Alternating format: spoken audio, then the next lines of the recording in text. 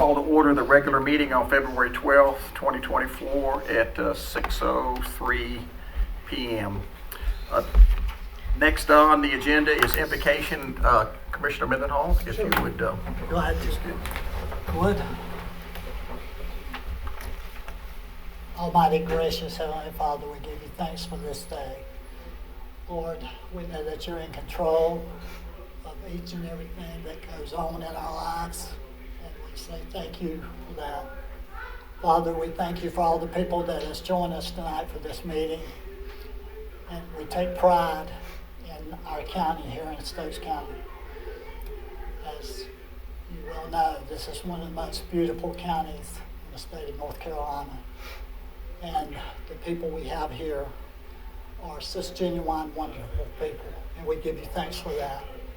And now as we go into this meeting, we ask for your guidance and wisdom to direct us in the right direction.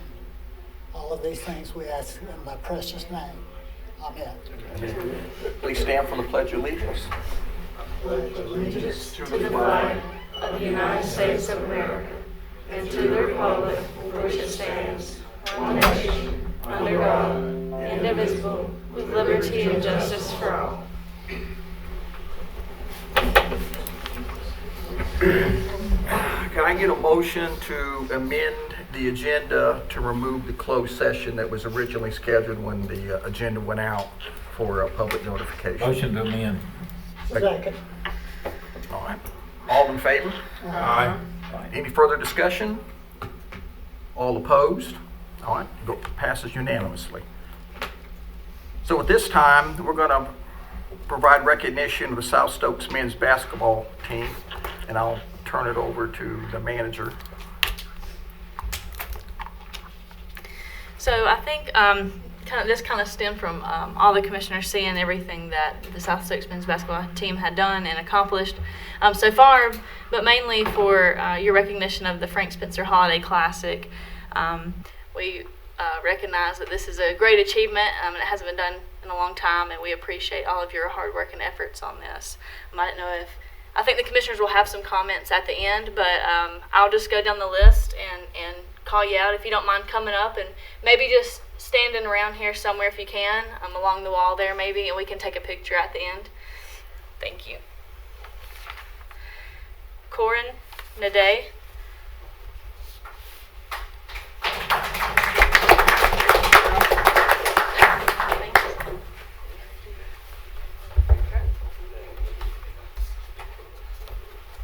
Barry Hairston Jr.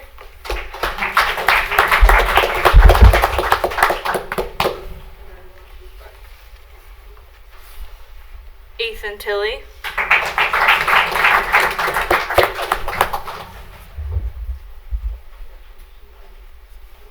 Connor Cox.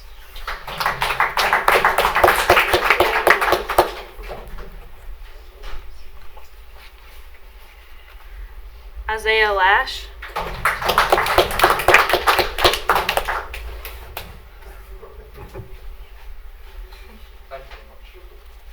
Deuce Chalmers.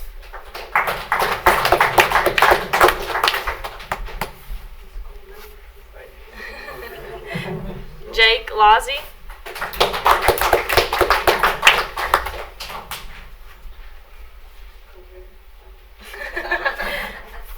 Michael Wirtz.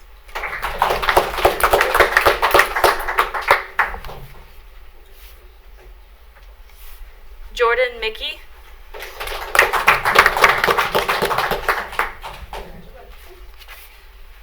Brady Clark. You should get an extra award for putting up with the coach 24/7. William Tilley.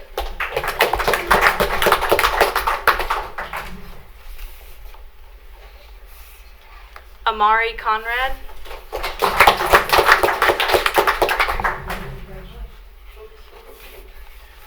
Bryson Stevens.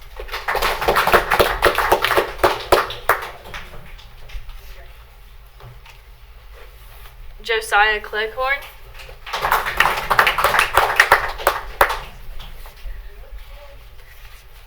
And on to the managers and scorekeeper, Jade Bullens.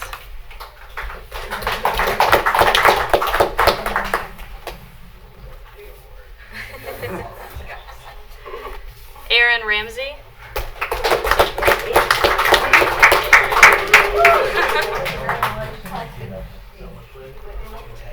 And the coaches, Jason Clark.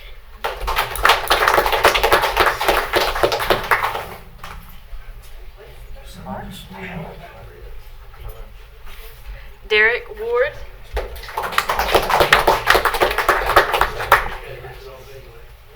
Matthew Weaver. Ben Bowen.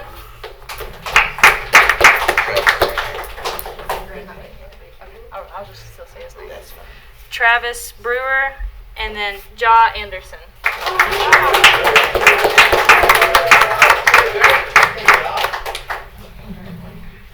How are we going to do a I don't picture? know. We did last time, we wrapped around. Yeah. All right, that works. Yeah, I think you're right. Yeah, That works for I y'all. do remember that. Yeah. Just wrap around. Wrap around us. We just see it. Yeah. Never see it. Thank you. Okay. How you been doing? Good. Good. Good to see you. Ben, how are you?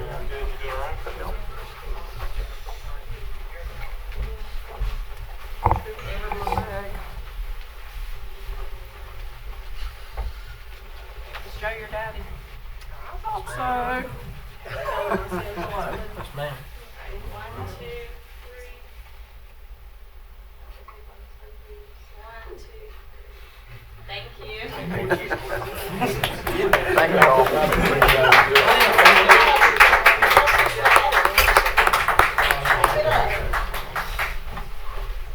If anyone wants to give any comments or anything when they get seated, or I wasn't very much. Mr. Mendenhall, you're up. You're up.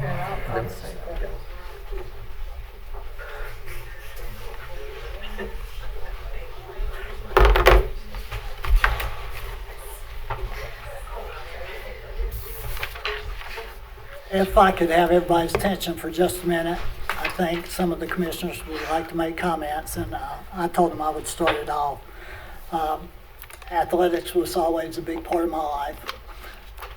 When I went to South Stokes, Coach Clark, I've coached him in baseball before, and I competed in wrestling and baseball, and I'll tell you what, guys, winning the Frank Spencer, hey, that's a great accomplishment.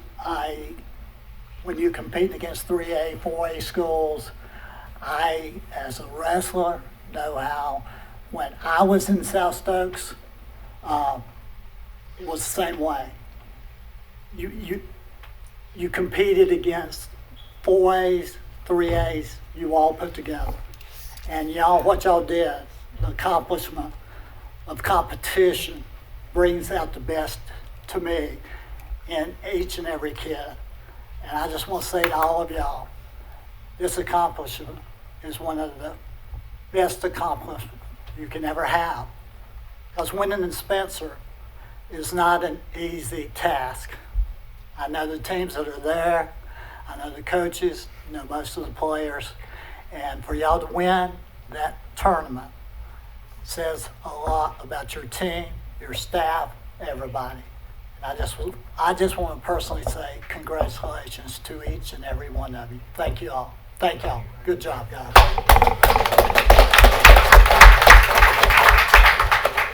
Commissioner Wood, do you want to say anything? Well, he said it all. I can't add anything, except I'm proud of y'all.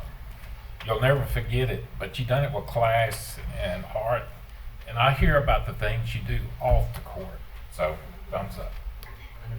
Yeah, that's what Commissioner Wood just mentioned, that I wanted to reiterate, that winning the Frank Spencer is huge, and you won't ever forget it, and it's big. And I just wish you could have beat Team Muse twice, because I was at that second game, and y'all had some calls that didn't quite go your way that should have. But enough about that.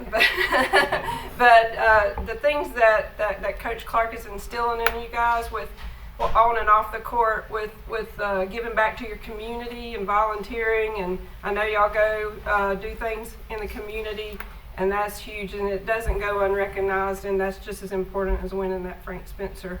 And I'm gonna tell you, Coach Thompson might try to slow y'all down if y'all get to Bishop McGinnis, but don't let him. Y'all make him play your game. Coach Clark. We know a little bit about Bishop McGinnis, but y'all have everything that it takes to win the state. I look for y'all to go very far, and hopefully we'll have them back for recognition of state champion. I don't want to jinx you, sorry, but you do have everything it takes to do that. So. I'd just like to congratulate you guys. Just watching you walk up here, you look like a bunch of high-speed athletes to me, and I can see why you win ball games. So I wish you the best of luck in the ones that are coming up. Congratulations. Yeah, best of luck. And I know what it takes to. It's just not game time. I know you probably did things during the summer, during your conditioning, and continue the roundabout shootings, and so I know it's dedication. It's not just all showing up at the game and winning, and you win it the right way. And also, I think it speaks volumes for not only the coaches and your teachers, but also your parents. So again, congratulations, and keep it going. Thank you, guys.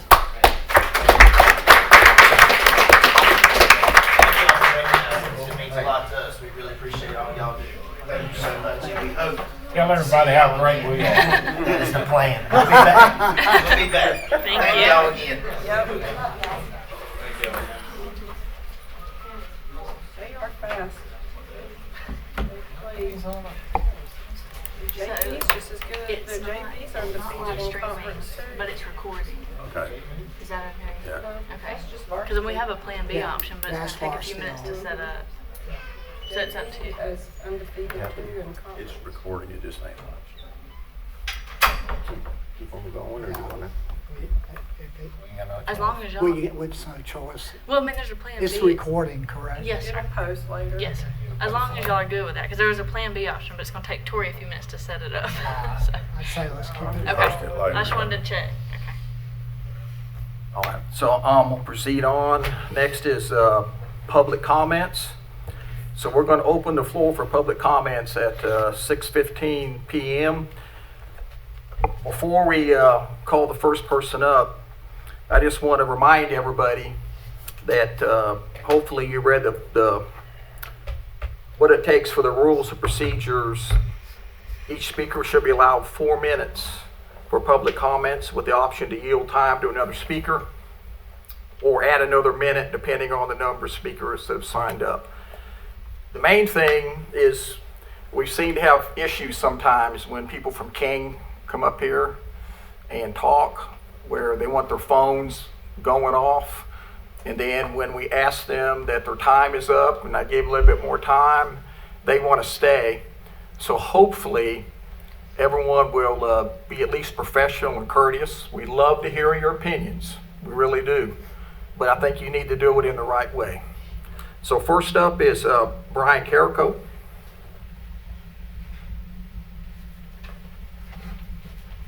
You can go ahead and start my 4 minutes now. And just so you know, I am from King. And everything that I have, I know. this is my time. Okay, all right. Thank you. Good evening, commissioners, manager, staff. I'm here tonight to extend an invitation to you. I'm the newly appointed Republican East King Precinct Chair. I'm also taking the time to invite other Republicans in this room, as well as those who might be online, to an East King Precinct area meeting we are holding on February 18th, 2024. This meeting will be held at Poplar Springs Christian Church Family Life Center at 2 p.m. This meeting is primarily to prepare delegates and alternates for our Republican County Convention, as well as handling the voting business of our precinct. However, it is also a time for voters and your constituents of East King Precinct area to come together for conversation and that can be constructive for our community as well as our county. I believe that in my role as chair for the precinct, I am to be an advocate for the area in which I represent. Most recently, representatives from our area, as well as voters, have relayed concerns to you for the needs of our community. Reference their schools. This and other topics like it are perfect examples of how getting involved in the discussion will strengthen our Republican Party as well as our communities. It is important now more than ever for our voters to be engaged and involved to secure true conservative representation for our local, state, and federal government. If you cannot attend, I would ask that you please speak with those in our community that may know someone that is a neighbor or a family member, or other Republicans that are in our East King precinct area, and encourage their attendance and involvement in this meeting. Remember, the only way that we help steer our elected officials, as yourself, is to show them in numbers by voting and interacting with concerns for our communities. The people are to control our community, state, and country, not our government. I will end with the section from the North Carolina Republican Party preamble that states, "We reaffirm the Constitution's fundamental principles, limited government, separation of powers, fundamental individual liberty, and the rule of law. As a party, we denounce bigotry, racism, sexism, anti-Semitism, ethnic prejudice, and religious intolerance. We recognize God, not our government, as the author of these principles. We are the party that stands strong against tyranny and will fight it home and abroad to protect the lives and fundamentals liberties of all people. I hope you will find it important to spend time with our voters on February 18th, to be involved in their conversation and what's important to them, to prove to them you choose to serve, not dictate. Thank you for your time, and may God bless each one of you." And I apologize, I'm going to have to leave. We're trying to make the school board forum tonight as well, so running simultaneously, no disrespect, I would love to stick around, but I'll need to leave as soon as I can. Thank y'all. Thank you. Jane Bennett.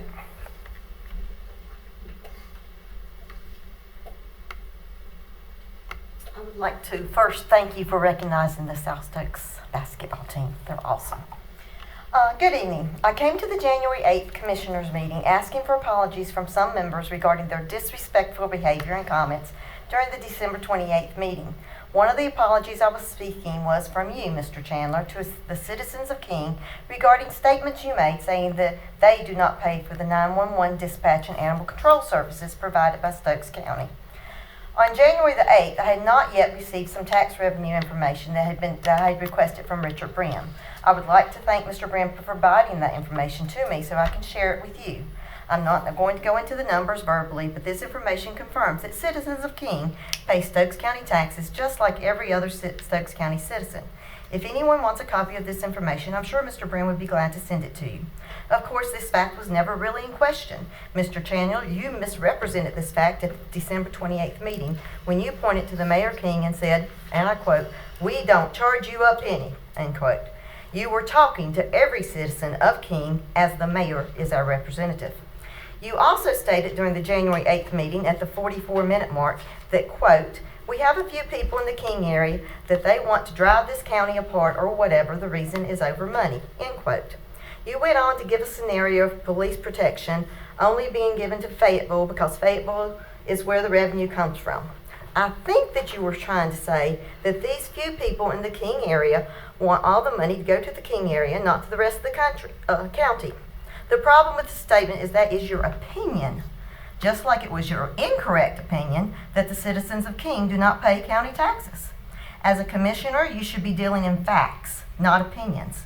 If it is a fact that a few people in the King area feel this way, back this up with facts saying who you are talking about and exactly where this fact was stated. This is exactly what you are doing as the chairman. You're accusing these people in the King area of trying to divide this county.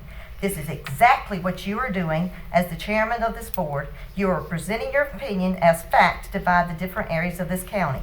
I again encourage the people of Stokes County to not let Mr. Chandler's divisive comments divide this county. Just remember, he could just as easily be stating unfactual opinions about any other community in this county. I do not expect any of the commissioners to be perfect. You are human, and you are speaking off the cuff. You may accidentally make unfactual comments at times. However, you should also own up to your mistakes. Mr. Morrison, I'm not coming up here to impress you. Mr. Chandler, I'm not coming up here to faze you. However, I am coming up here as a citizen to hold you accountable for your disrespect you have shown to Stokes County citizens. Mr. Chandler, you have had 2 chances to publicly apologize for your incorrect comments on both January 8th and the January 22nd meeting. Your behavior and your refusal to apologize for your deceptive comments show your lack of character. I believe the citizens of King deserve your apology. And to save on paper, I only printed 1 copy of Mr. Bram's information. I think the rest of you agree that Stokes County, that King citizens pay taxes. But evidently Mr. Chandler doesn't realize that, so I'll hand this over to you. I'd also like to say, I think your comment just at the very beginning was rude to say that King people go over, because I've been to meetings that other people go over more than 4 minutes. And since I have a little bit more time, my name is Jane Bennett. But I am proud to be known as a lady from King. Thank you for your time. All right, that is public comment section at 6:24.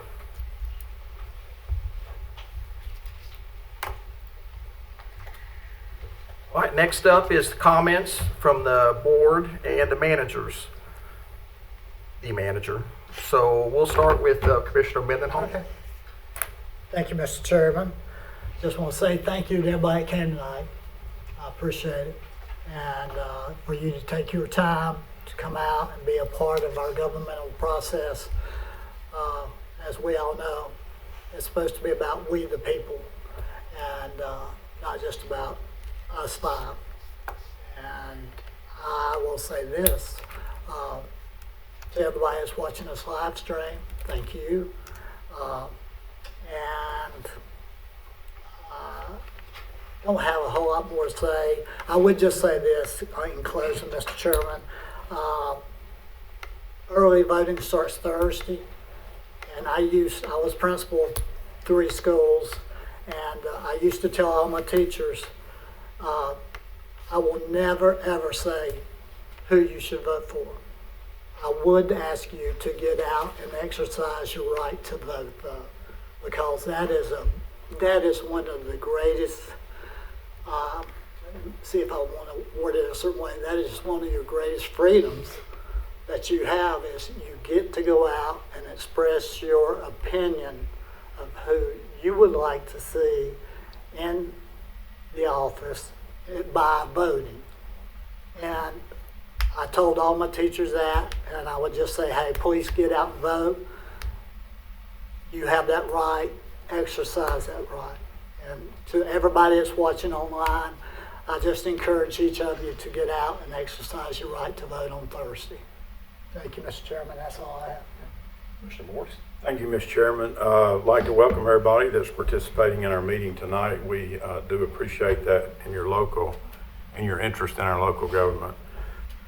Brian, appreciate the invitation to come. I won't be able to make the precinct, but I do look forward to meeting with you individually, as we have discussed earlier. Mr. Chairman, we need a little extra time tonight. That's fine. Take as much time as you want. A couple thoughts to share here. It's been my desire to stay out of primary elections, but when personally attacked and misrepresented by candidates, I feel compelled to defend myself. So I have some comments tonight to set the record straight. I received several calls during the past couple weeks about tactics of Chairman Vaughn Robertson, who is seeking re-election for Board of Education. I feel compelled to address the issue and at least counter some of the information Chairman Robertson is putting out in various forums. Since my involvement with Stokes County beginning in 2004, I have always been pleased with the positive working relationship between the county commissioners and the school board members that does not exist in many other counties around the state. In my opinion, Chairman Von Robertson has completely destroyed that relationship during the past 2 months. It might not be repairable as long as he is on the school board, based on his continuing rhetoric attacking the county commissioners who dared to vote against his grant proposal. It seems that now the county commissioners are no longer permitted to have an honest disagreement with Chairman Robertson. We are no longer allowed to request an adequate plan before we dole out funding to the school system. In my opinion, Chairman Robertson started with this personal project to replace King Elementary School and then created a grant application to fit his project. He ignored the recommendations of the Masonboro Group, who have been doing school consolidation plans for 30 years. Chairman Robertson made no effort to work with the commissioners toward a compromise solution. It was his way or the highway.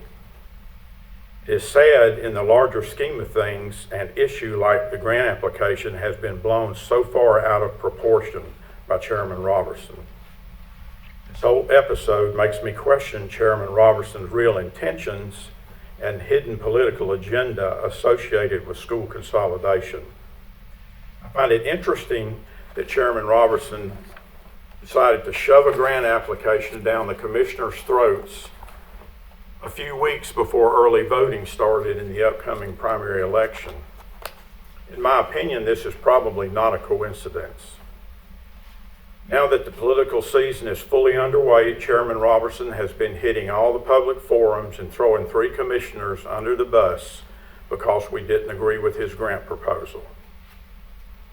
He is telling everyone that the commissioners will only support the Masonboro report that was commissioned by the Board of Education, and that his unaffordable, homegrown, long-range plan is much better. The fact of the matter is that all the commissioners asked for was an integrated, long-range school consolidation plan, and we did not get it, even though Masonboro delivered to the Board of Education a professionally developed plan that met that requirement. Though not perfect, the Masonboro initial report was a good start at having a fair and objective professional plan where no one had a dog in the fight. Instead, we got a woefully inadequate long-range plan that was disjointed, incomplete, viewed by the public as unfair, and it was not an integrated long-range consolidation plan. None of the commissioners who supported the Masonboro study were in favor of accepting their initial recommendations lock, stock, and barrel. We just considered it a first draft of what a final plan should look like. We expected the Board of Education to re-engage with Masonboro, provide additional guidance, and then allow Masonboro to provide additional updated versions before a final plan was delivered. This approach would take advantage of the analysis that had already been done and paid for by the taxpayers, but instead the Board of Education decided to trash the work of Masonboro and develop their own plan. In my opinion, Chairman Robertson was the driving force behind this decision. It is also my opinion that the reason he did it was the report did not support his pet project with King Elementary, and he knew that Masonboro or any other credible third-party company would never support that project given the criteria that were presented for receiving the grant. The best example is the grant criterion that required the closing of 2 or more schools and the consolidation of those students into one new school. The King Elementary project does not meet that criterion. So to get back at the county commissioners, Chairman Robertson sadly has launched a full-fledged re-election campaign blitz to pit various groups in the county against each other. He is trying to drive a wedge between the commissioners and the residents of King.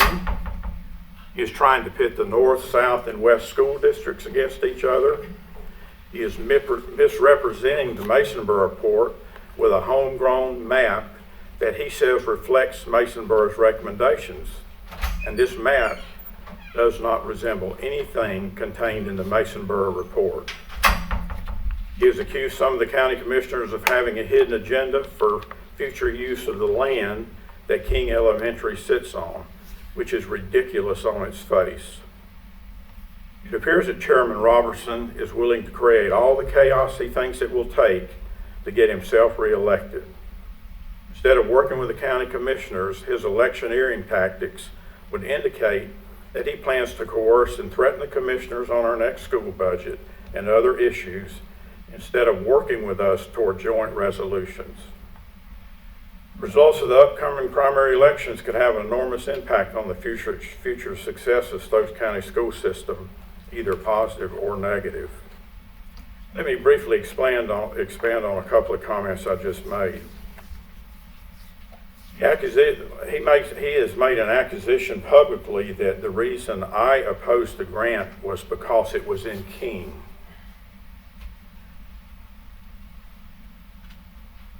I challenge anyone to go back to my record as county manager and a county commissioner starting in 2004 and find one action I have taken that showed any bias against the city of King. I happen to strongly support the city of King and all of the value that it adds to this county, which is massive.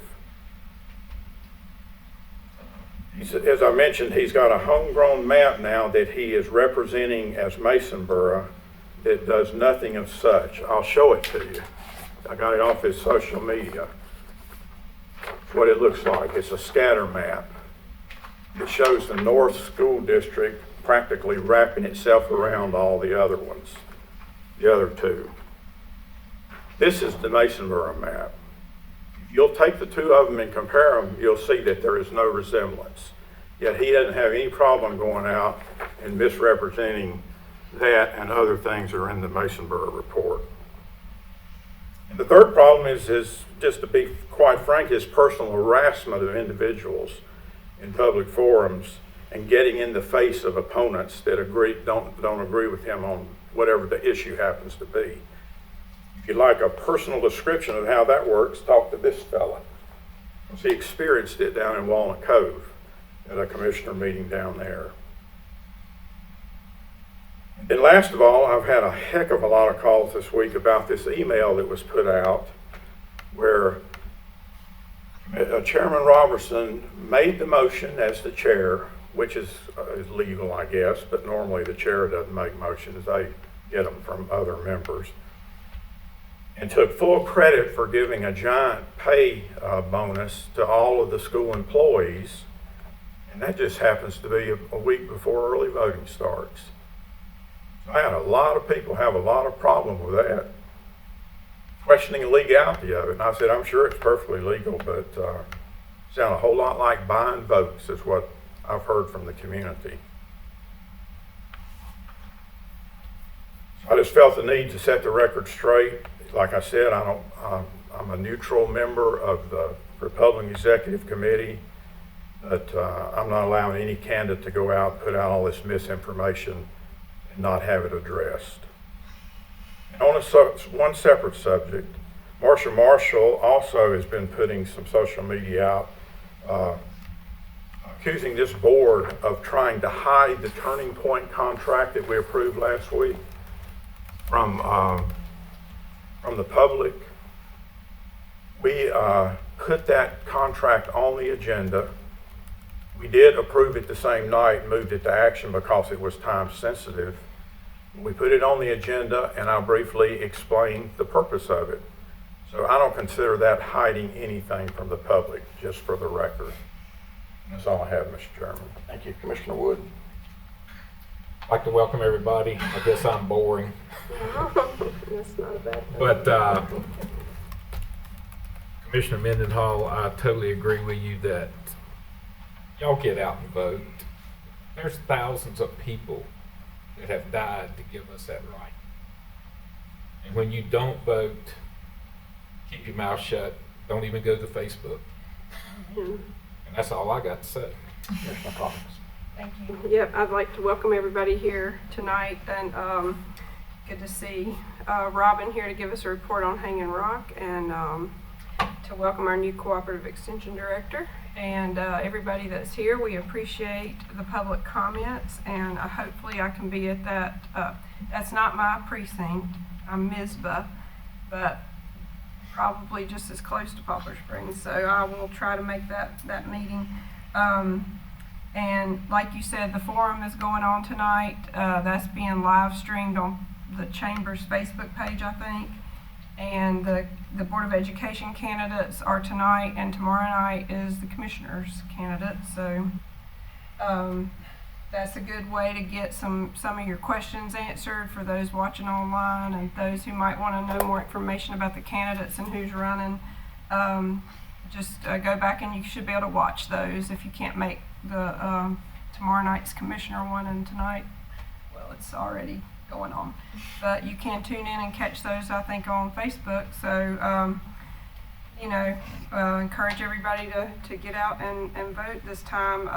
The primary is the election for the Board of Education and the County Commissioners. There's no Democratic opposition in the fall, so this will be it. And happy Valentine's Day to everybody this week. I hope you get something sweet.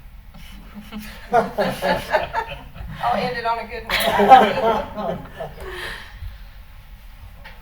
My husband said, "You want flowers or chocolate?" And I was like, "If you don't know by now." Let's go to the manager. Amber, can you want to make any kind of comment? Yeah, I'll just briefly say welcome to everybody here. Thank you to the speakers that are going to speak and have spoke. I appreciate that.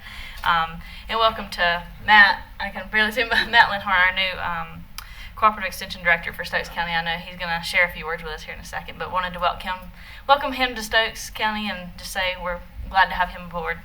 So. Thank you. So I'll start. I want to kind of start and work my way back. I guess that's the easiest way to do it. So, first of all, everybody knows King pays taxes. Everybody knows King pays taxes. So, just a little bit of history. I've been on the municipal side of law enforcement my whole career. So, I know the differences between the city police and the city services and the county sheriff operations. The sheriff's offices and municipal policing are two different animals. Two different animals. So typically what happens, and again, I know we're in a rural county. The very first meeting after I was sworn in, I talked about everybody working together. It's a small police department. And we got a sheriff's office that's understaffed and constantly going through turnover and with tight budget, the lack of training, and I could go on and on and on. However, to get to your point, though, is that when you become a municipality, there's only one requirement that you have to provide, and that's zoning code enforcement, planning. That's it. That's the only thing you have to provide. Anything else you do when you become a municipality, you don't have to provide law enforcement. And I think Mr. Carrico knows that.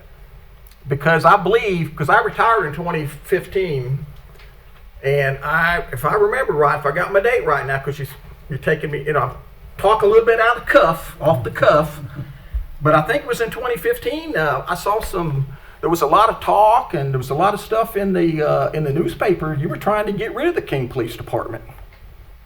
So I think you know that, and you wanted to shift it to the sheriff's office. And then I think in the end, I believe they just ended up firing a captain, if I remember right. But I'm not for sure because I wasn't prepared for this. So you know that policing is not mandatory for a city. So when I made my comment about that we don't have to dispatch for free to the King Police Department, because in most communities, counties, and again, I understand King's not a 50,000 population town. I understand that. But do you think that Cumberland County would have dispatched for Fayetteville for free? you have to pay for services because it's, excuse me, ma'am, I'm not going to say it again.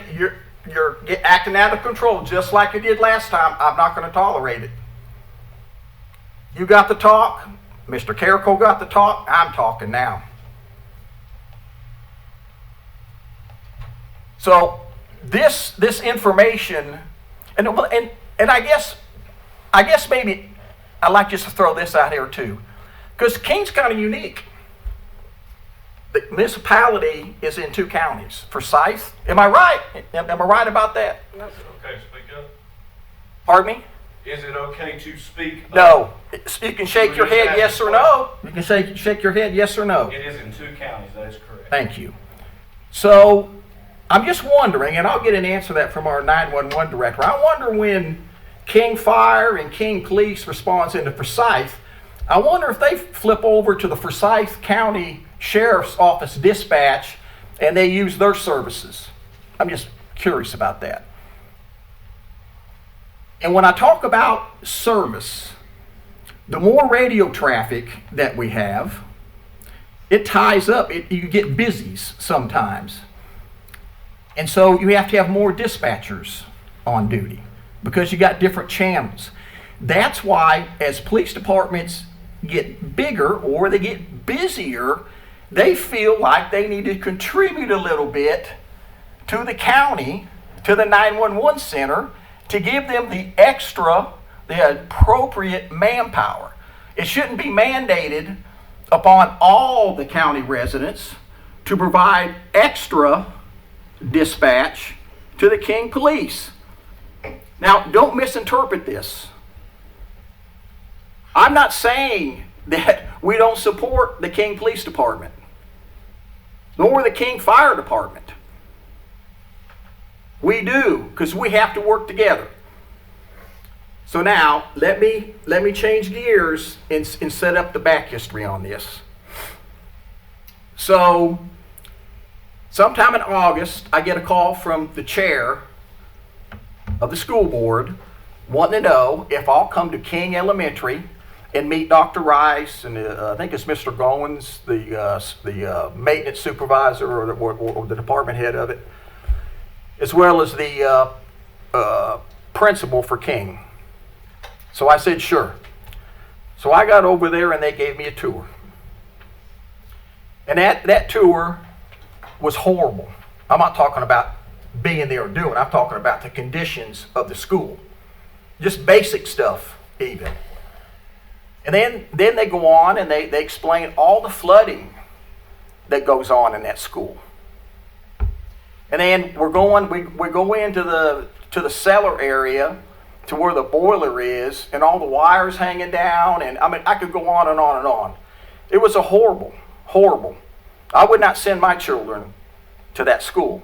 Not because of the teachers may not be bad or good or anything to do with the staff, but the condition of the building. So anyway, so the chair and Dr. Rice, they asked me, so, what do you think? I mean, would you support a grant? And I said, this is crazy. Yes. Yeah, I think I can support it. I think it could be done. So then anyway, then the whole fiasco goes on with, hey, they're not going with Mason Borough. They're going to go with their own plan, which changed a couple times. Yeah, I couldn't keep track. But here's what got me. And I said this in the meeting where the chair, when we took the vote, and it was 3-2, not to support the grant this year. And then the chair had the audacity to go out of order and occupy the microphone after the public comment section was completely over and done with.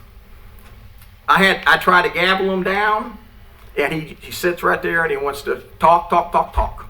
And it's a big joke, it's funny. So then I had the manager cut off the video. Now this is the chair of our school board, and I know we got bullying issues going on in the school. Wow, isn't that something? Isn't that something? So we got a chair of the school system that can't follow the rules. But you know what? I happened to be at the only public hearing where they were going to close the schools, consolidate the schools, close Pine Hall, and then at that time they were going to close Lawsonville, 2, and then Pinnacle. But of course all that changed. But they do one public hearing. And the chair, towards the end of the meeting, first of all, Commissioner Wood and we were there. But apparently they didn't see us there.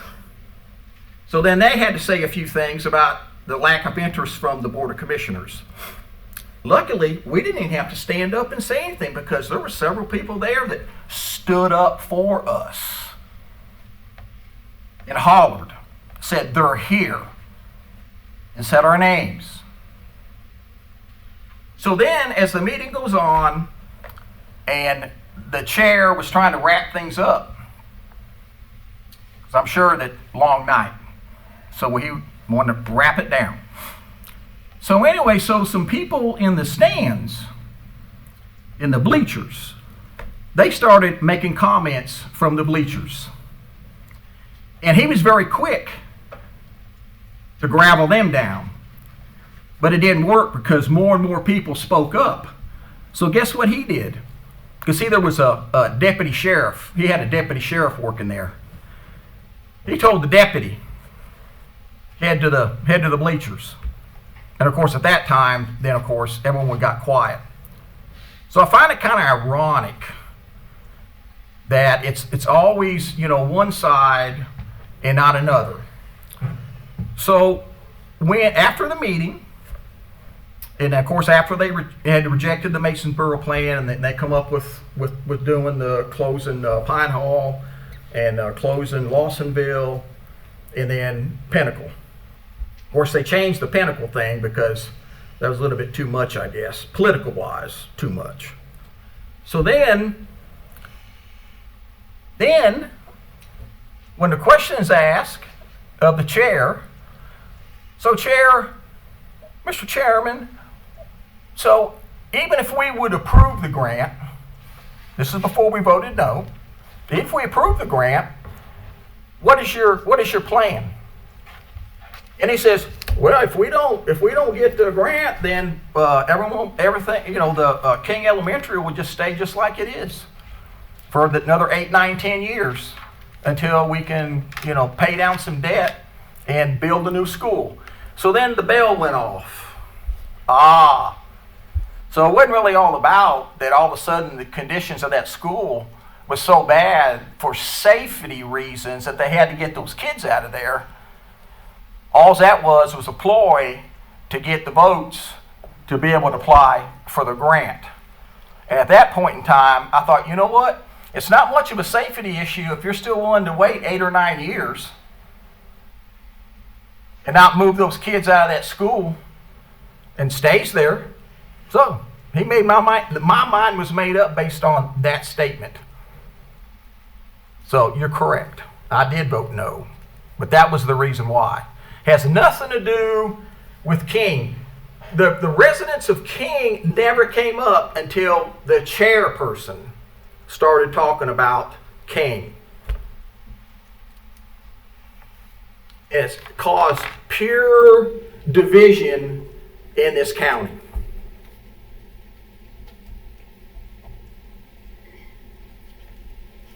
At some point in time, we've got to move ahead. And I know that I've said some really strange stuff, such as we have to have strategic planning.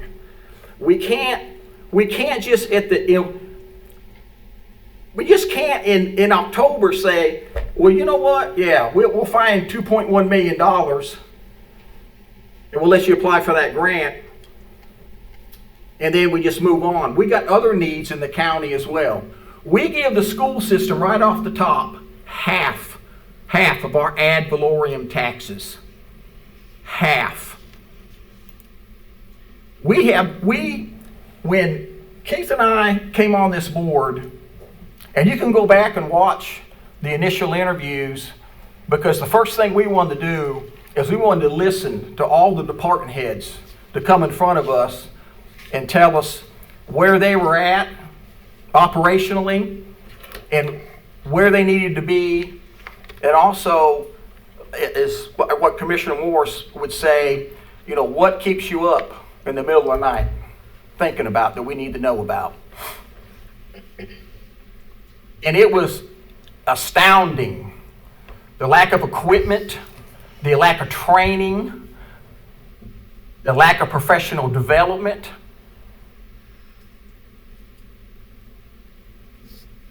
This cannot go on. We've got to, if in my world, public safety is number one. Public safety. If we don't have public safety, then we can't have schools. We can't have anything. If we don't have order, we don't have anything. But to throw something out that they want more money committed to them when they say it's a safety issue, when they have no plan to move those kids. Even if we would approve the grant, they were going to stay right there. To me, that doesn't make sense. And so now, you know, our county just becomes more divided. And I know a little bit about the history. I mean, if you go into the north side, they may say some things of that King gets everything. I get that. I don't agree with it, but that's the people that have lived here all their lives and generations. I don't have that philosophy. I wasn't born here. I wasn't raised here. I bought property in 2006 here because I love the countryside and I love farming with animals.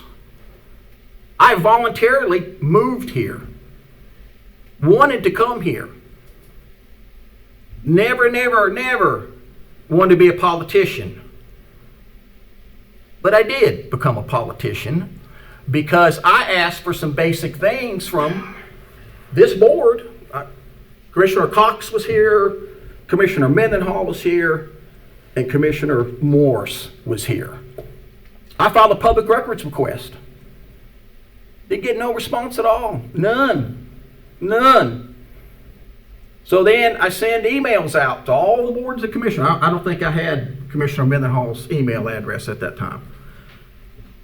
Finally, I didn't hear anything. So I contact the manager at the time, Shannon Shiver. So she did take the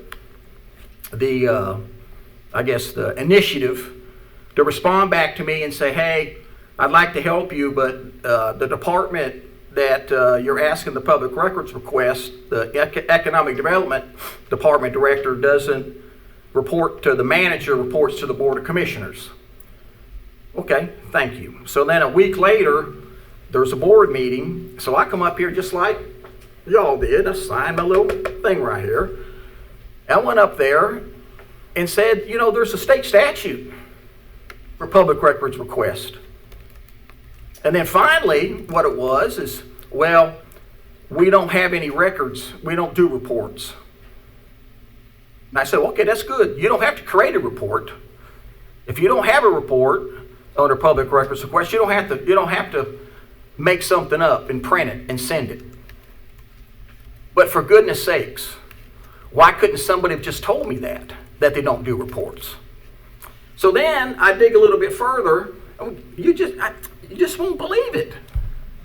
Basically, hardly nobody in this county does reports. I'm talking about production reports, annual reports, quarterly reports.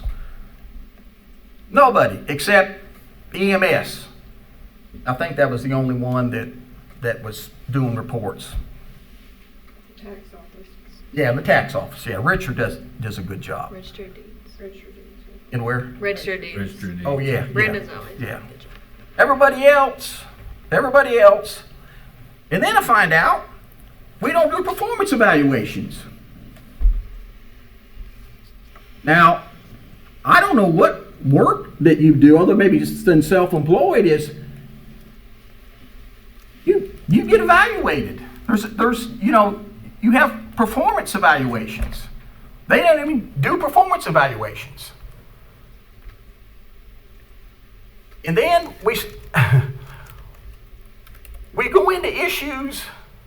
We go into issues of equipment that is obsolete, that is from the 70s or 80s.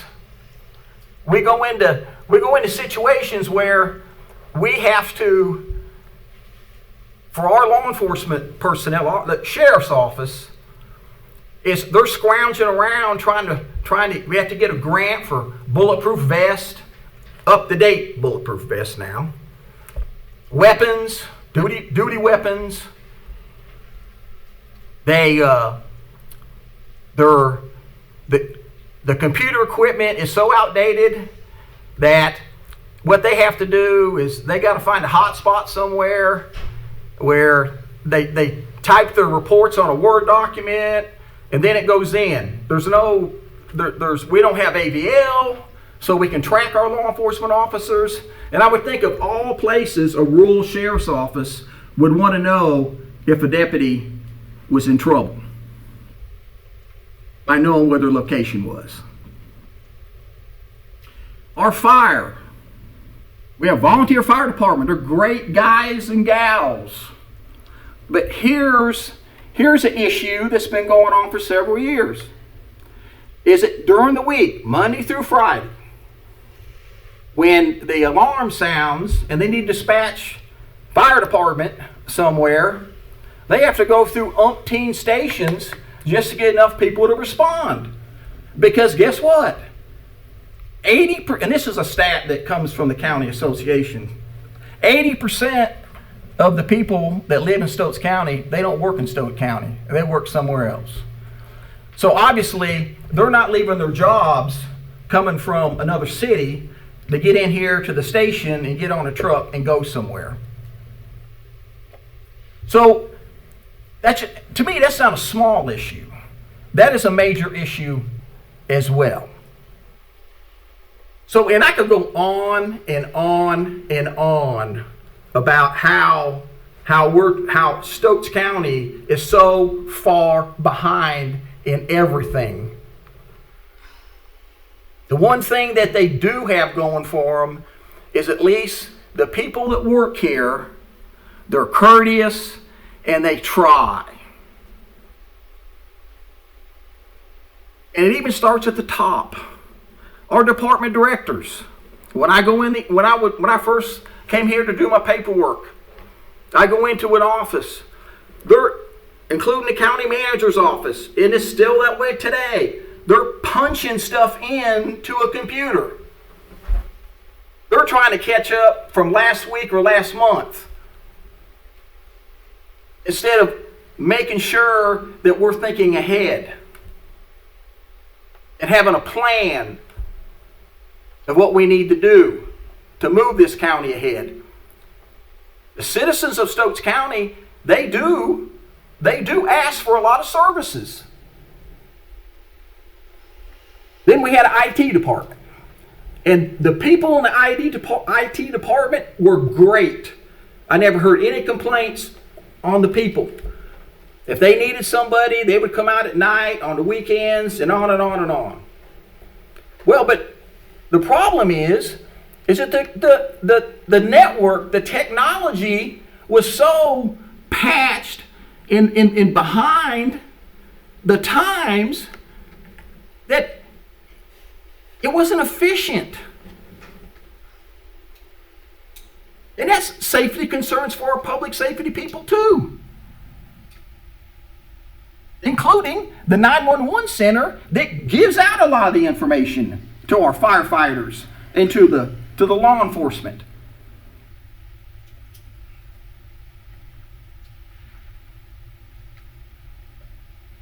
I explained why I did not want to sign off on a $2.1 million match that late into the budget year. because just like I just explained, we have a lot of other issues also going on here in Stokes County. So we're having a strategic planning session, first time ever. It's going to be the end of February, and we're gonna have a moderator or a facilitator, you can call it, from the North Carolina County Board Association. But what it does, it puts everything in a pocket, and all of us will have an opinion on what's important. What's important? Is public safety important? Is education important? Is having a facility that is not falling down important? That's what has to happen. We can't continue spur of the moments, even though people want to threaten people. I'm not gonna bow down to somebody because of that. I'll listen, but I have an opinion too. And I was voted to exercise that opinion. Sometimes we have to make hard calls. And I don't have a problem making hard calls. None at all. And as far as voting goes and everything, here's the deal. If you all have all the population, and if you all give all the tax dollars to all the rest of the county, then vote the people out that you don't want. Vote them out. I don't know how. I even got put on here on how I made it. I don't know how I made it. You see, this is what y'all don't understand. It's what you don't understand. I'm not a politician. So you see, I'm not worried about getting reelected in my next term. I'm not worried about that, because if I don't get reelected in my next term, okay, I go back to my farm. And y'all can go back to Stokes County being Stokes County the way it's been for the past, I don't know, 30 years?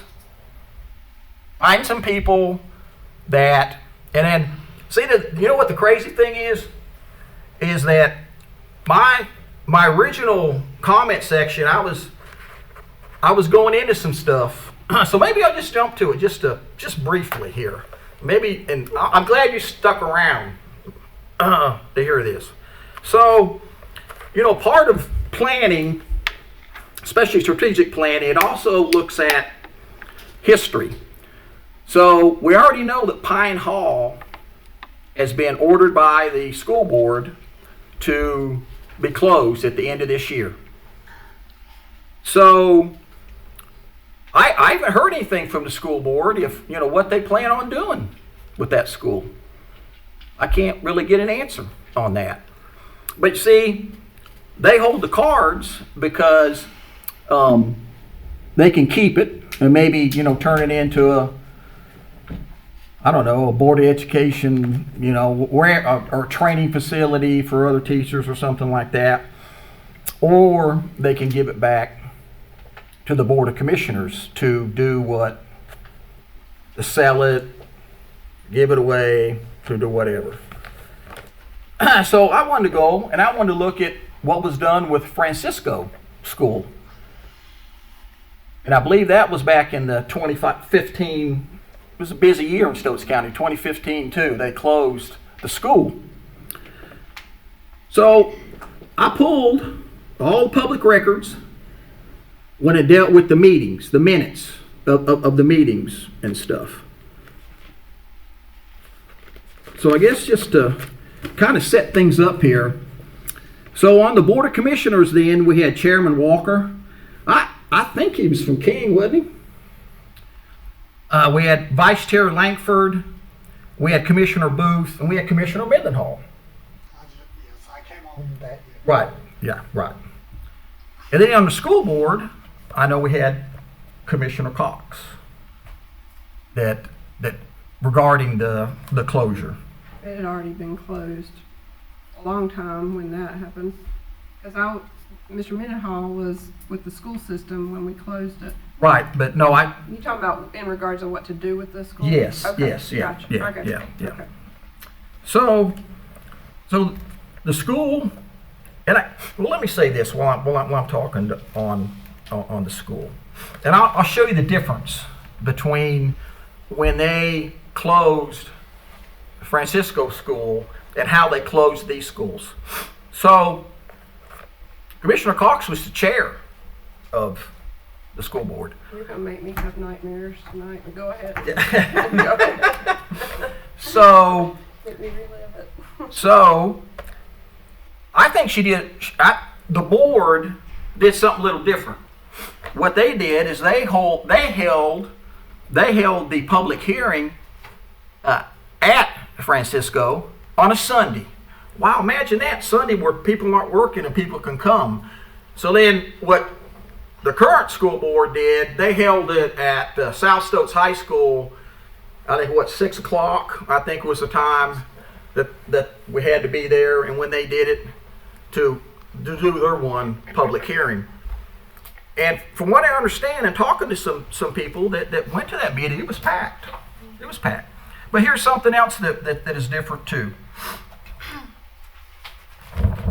Then I want to make sure I get the name right. Let's see. Here we go. So it was a 3-2 vote to close the school. But here's the difference between our current school board and our past school board in that era, is that they had at the location where they closed the school, the hearing, they had someone from the State Board of Education school planning consultant, Kenneth Phelps, was there. It was actually there because they went with the consultant and then had the consultant there, which, by the way, was in part of the contract for Masonboro.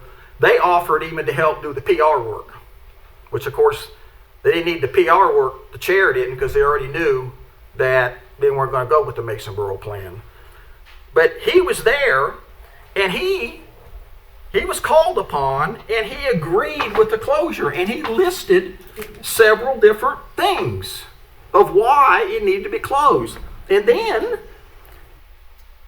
the school staff had the financial people there, and they listed out how much more money it was costing a year to keep the school open because of the students shrinking. Now, at the hearing part, you were superintendent. Yes, sir. Because you also agreed to close the school. And I'm not saying the bad way, I'm saying, but you gave an opinion too, which is good. I was asked to give an opinion. Yes. And I gave the statistical facts in my opinion. Exactly. So that's good. You didn't see that at our school board when they closed down Pine Hall. So even though, no one wants the school closed. No one does. Get that. 19 schools for 5,400 people, students. It's just it's hard to justify. But if you don't get input, and I'm open and transparent for government. I believe in that 100%. I believe in limited government. But the limited government for the county is a lot more than limited government for municipalities. If you don't believe me, just look it up. It's like 14, 15 things we have to do in the county, and there's one that a city has to do.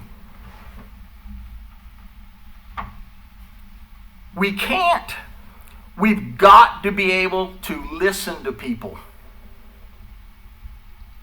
So that you do one required state mandate, you got to have one hearing. And then, even after the one hearing, after, it might have been a couple of weeks, then next thing you know, it pops up, well, we're going to close Meadowbrook.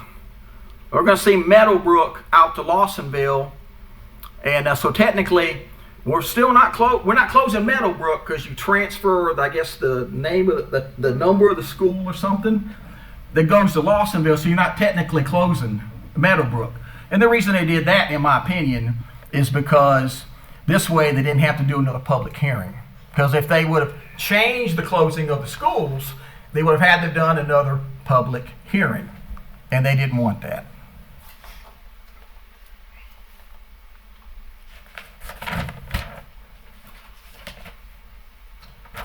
So then,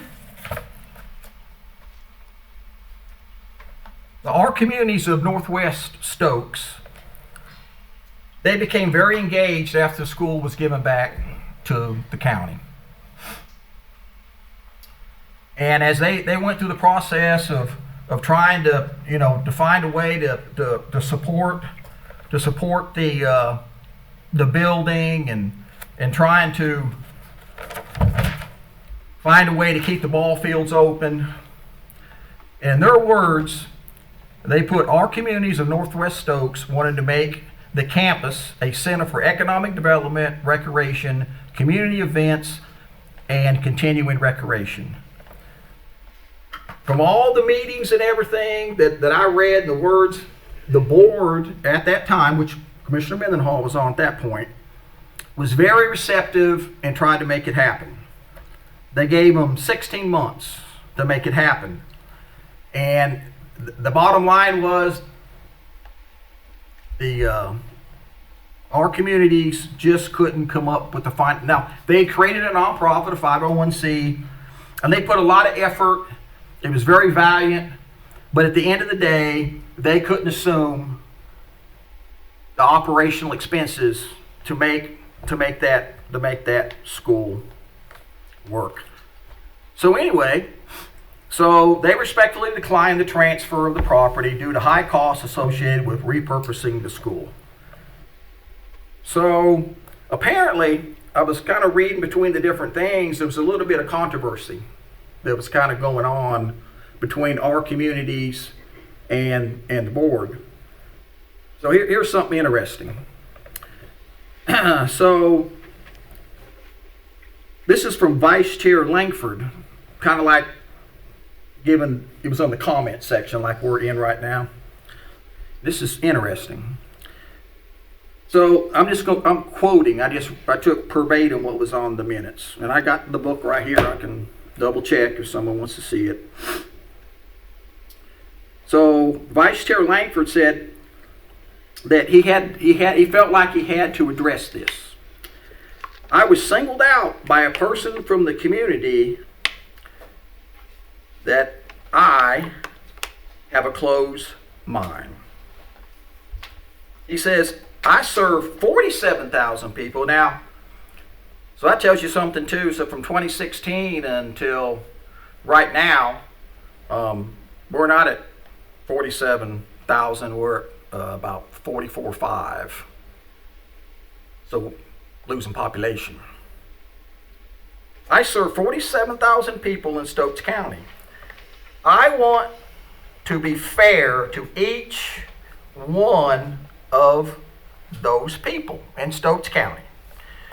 You have to understand the Board of Commissioners have to make decisions for the 47,000 residents. I look at the big picture.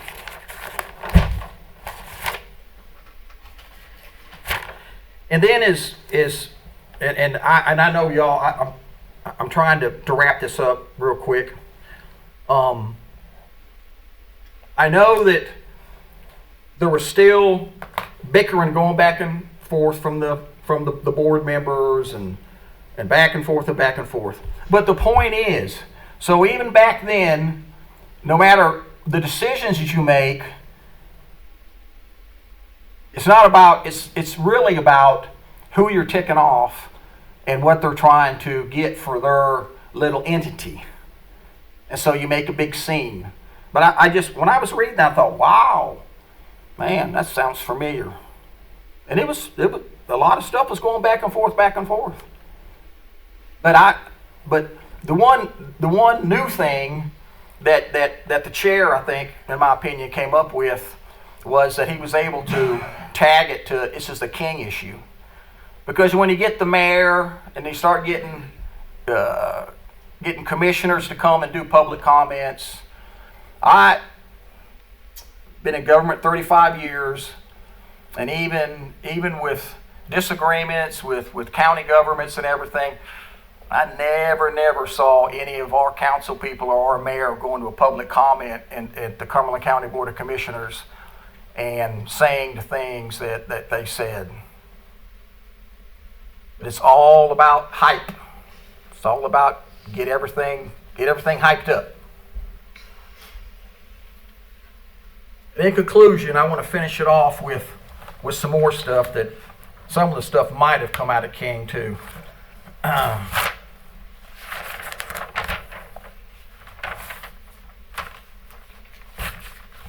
So when our communities, when they said, "Hey, look, we can't afford it, we can't do it," so the county, along with the interim economic developer, the director, they were able to locate or come in contact with someone who lived close to the community named Mark Black. And through negotiations, he offered to buy the property. Now, there was a public hearing on this. And you see, at the time, Commissioner Morse was county manager Morse. So through the last election cycle, and then it popped up again when we voted not to give the grant to King. So it popped up again with some of the people in King. I believe might be maybe a politician involved. I'm not for sure. I won't say the name because I don't know for sure. So it starts talking about how, well, it's just another one of those deals where those three commissioners tied to this Mark Black, but they specifically mentioned Commissioner Morse because they'd mentioned him the last election cycle. It's like there was, hinting, inferring that there was, some kind of underhanded deal going on.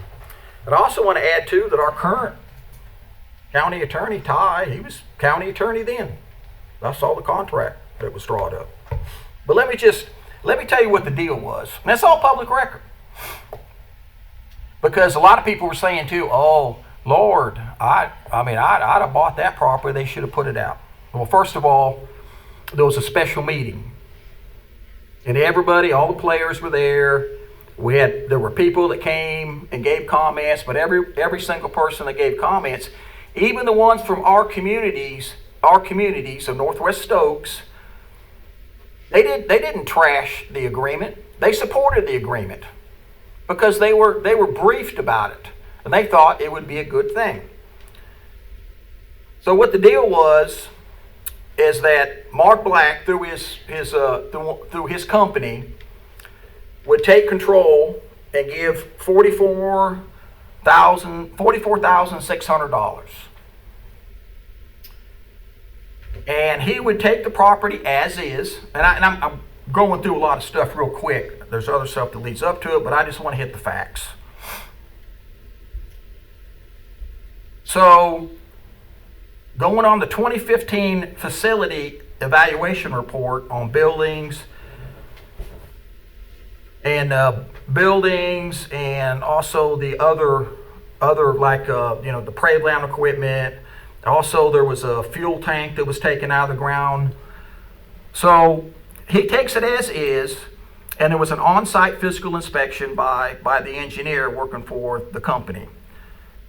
So what he had to do was, upon completions of repairs and renovations to the buildings, the land, and then any new buildings that he puts in will be reevaluated for ad valorem tax purposes. And I think he had like 2 years to get that done. After 2 years,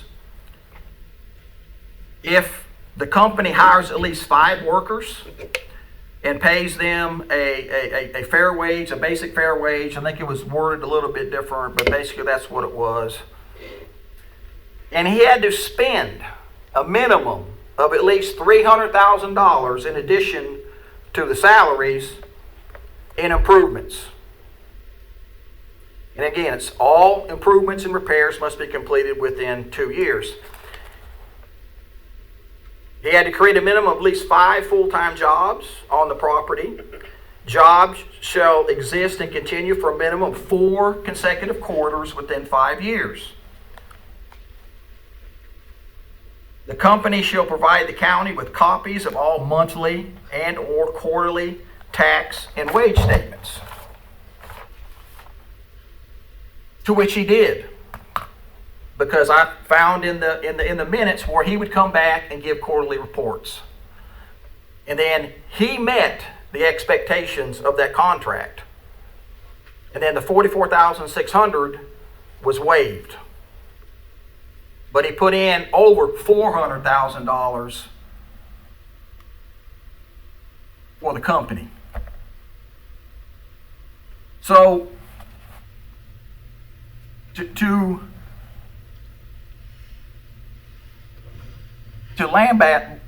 talk ill of somebody and try to infer that he got it for free, it was an inside job, to me, it also would look bad on those commissioners that I read those names off, including Commissioner Mendenhall. Surely, if they thought there was any kind of soft corruption going on, that somebody would have stood up and said something. And no one did. And it went through. And Mark Black, he fulfilled his obligation. And in fact, a few months ago, we even donated over 15 acres of land to the county for a park to help with our communities of Northwest Stokes County. He still continues, him and his wife still continue to be a part of the community and do things. And to be tainted or inferred that this was corruption or underhanding kind of stuff, to me, is ridiculous. And I don't know, maybe we should ask our economic development director.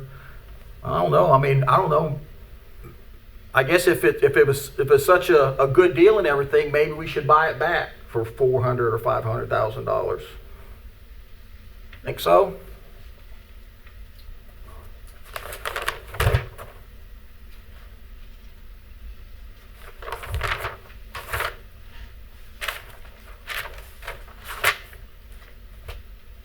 And I'm willing to any kind of dialogue, Mr. Carrico. And you can respond back to me now. I've had my say. But I'm more than happy to have any kind of dialogue, meetings with you. But I can't come Sunday to the precinct meeting because I have family obligations, and that's pretty important to me. Go ahead, you can speak. You can speak.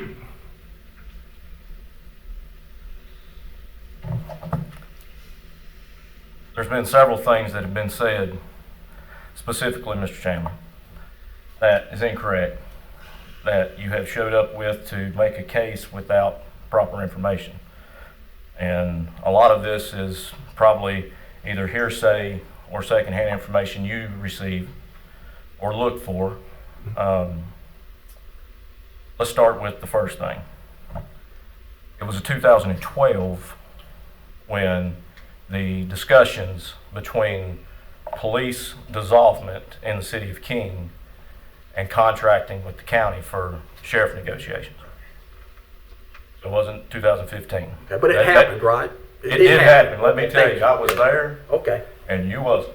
I know. I get So, it. with that being said, and I just want to point for the record, I'll let you say everything that you wanted to say. I did not interrupt you in this meeting and gave you the respect. I'll let you speak. With that being said, you don't understand, because of your prior engagement being somewhere else prior to 2006, everything that led up to that. And the back history within this county, as well as city involvement, that a lot of these people do understand. In 2011, when I was elected to the city council,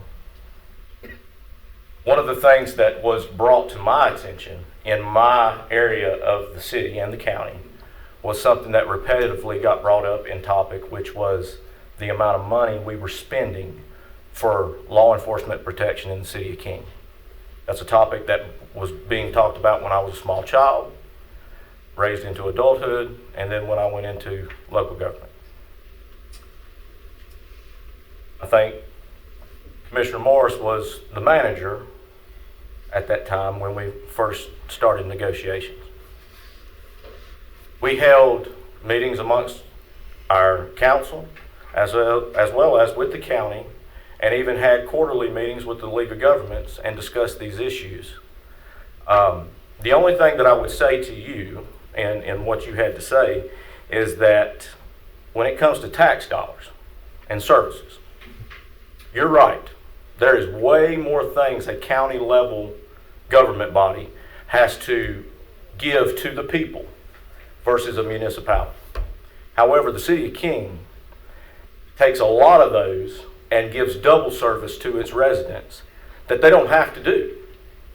Matter of fact, whether police protection in the city of King is necessary versus the county sheriff's office, the point is we could walk away and say, we're not doing it, and we hand you the bill, and we don't. That is real facts, because we don't have to provide it. You do. Can I respond to that, or want me to wait to the end? No, you can respond. Go ahead. Okay. So then why did you try to get rid of the police department then? Okay, well, let's make sure that we understand and we have the communication correctly. Okay. All right. Okay, yeah. I'll go ahead. Let's finish this up, and then you and I can meet sidebar. I'll be glad just as soon as this meeting's over to have a discussion. I'll be here. I don't have nothing to do. The reality is we don't have to do police protection in the city of King. I know. We choose to do that, just like several services. But what you have to provide as a taxpayer is 911 communications, whether that's a call to the King Police Department or that's a call to the Stokes County Sheriff's Office. It's that simple. You made mention bullying. Now, I think we're all adults here, and we can all play games and we can put on masks and masquerade, but the reality is everybody saw what happened that evening. That was watching, whether it be live stream or it was here. Mr. Chandler, you called for a recess, did you not? I mean, we could go back to the tape, but you called a 5-minute recess and caused the disturbance from the back of this room to move forward. But once you saw that there was a disturbance and people were making motion, you were advised by Commissioner Morris that let's just keep going. Meanwhile, you got chaos that's already erupted here, which gave the opportunity for your podium to be spoke at. As in the email that I sent you that you have yet to respond to. You have yet to respond to. Your calling that recess was as much of an involvement for the chaos that happened as somebody inappropriately speaking out of the way. You have to own it. They have to own it. We need all a little humility here. You said before I spoke, your words, nobody put them in your mouth. You led with public comment saying the people of King, not the people of the county. And I've watched several commissioners meetings, and all sorts of people from all different walks of life from this county walk to this podium and speak to you and the rest of this board. And some speak in a respectful manner, and some don't. But you address the people of King tonight as what some would associate or insinuate that we are the problem. You even spoke in your, I believe it was the December 28th meeting, that it seemed the people of King wants to be divided. That's the furthest thing from the truth. And if you have already developed that in your mind, it might be a good idea, if you got 3 years left, to step on down, because it's going to be a hard road between now and the end of that. And so Can I stop you there? Because we got to move on, but I want to tell you something. You can threaten me. I will not step down. You'll have 3 years of me. Thank you. We got to move on. Thank you.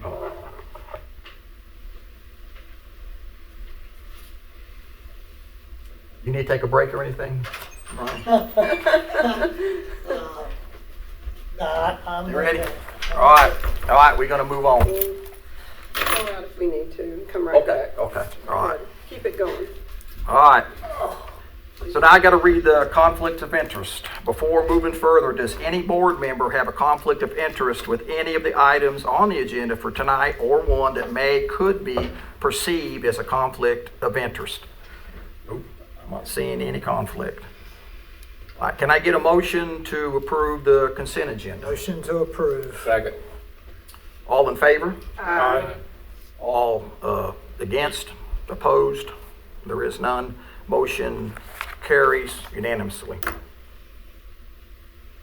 Next is the information agenda. First, it's the Cooperative Extension Director introduction. I'll let Amber do that. Yeah, Matt, if you want to go ahead and come up. Matt Linhart has started as our new Cooperative Extension Director for Stokes County, and he has a lot of experience being a Cooperative Extension Director in other counties, so we're glad to have him here. Well, thank you for the welcome, and I'm really glad to be in Stokes County. I love extension work and its mission and serving the folks, in the county. And I grew up in Central Florida.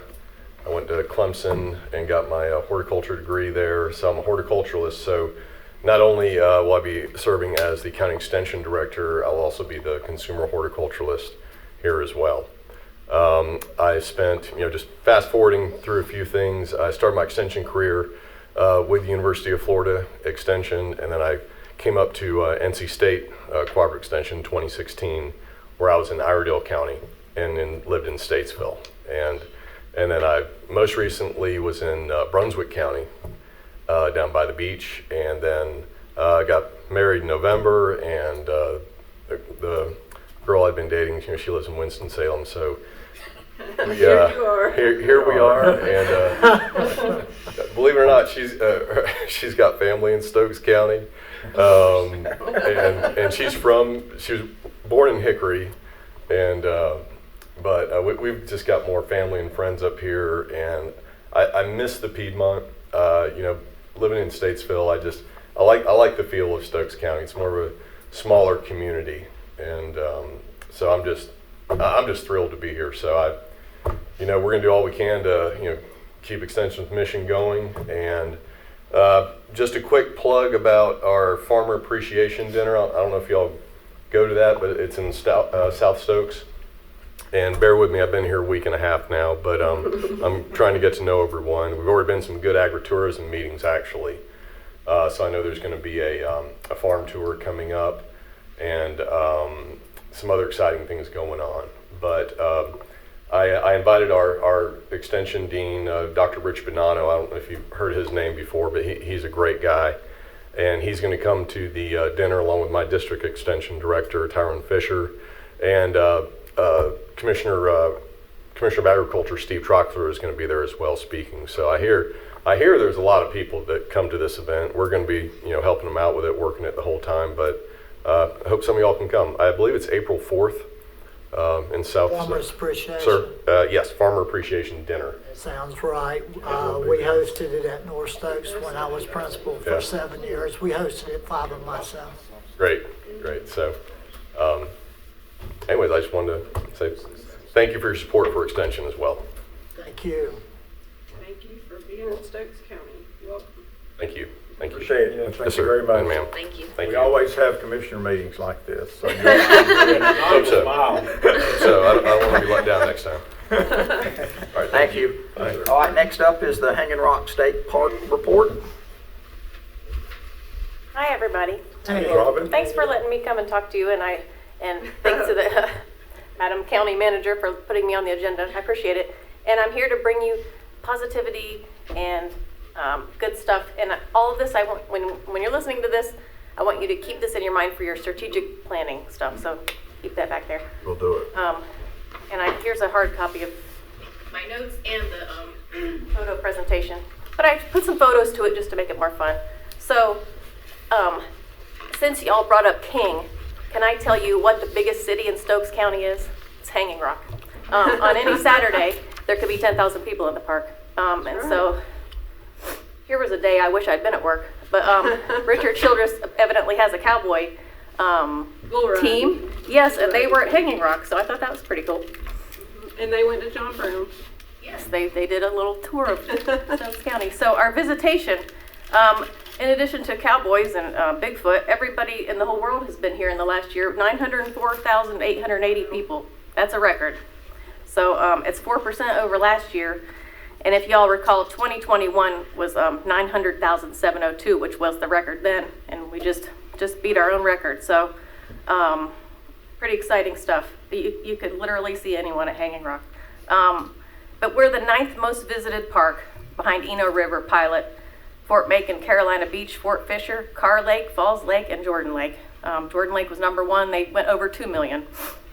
And the whole park system has had over 20 million this year. So a few things that we're proud of, some positive things. I feel so glad to have got to see the basketball players and being here with young people. It makes you feel like our world is going to be just fine. We've got some good, positive people here. But something positive we do at the park is deliver nature programs. So we had 433 programs to 4,395 people.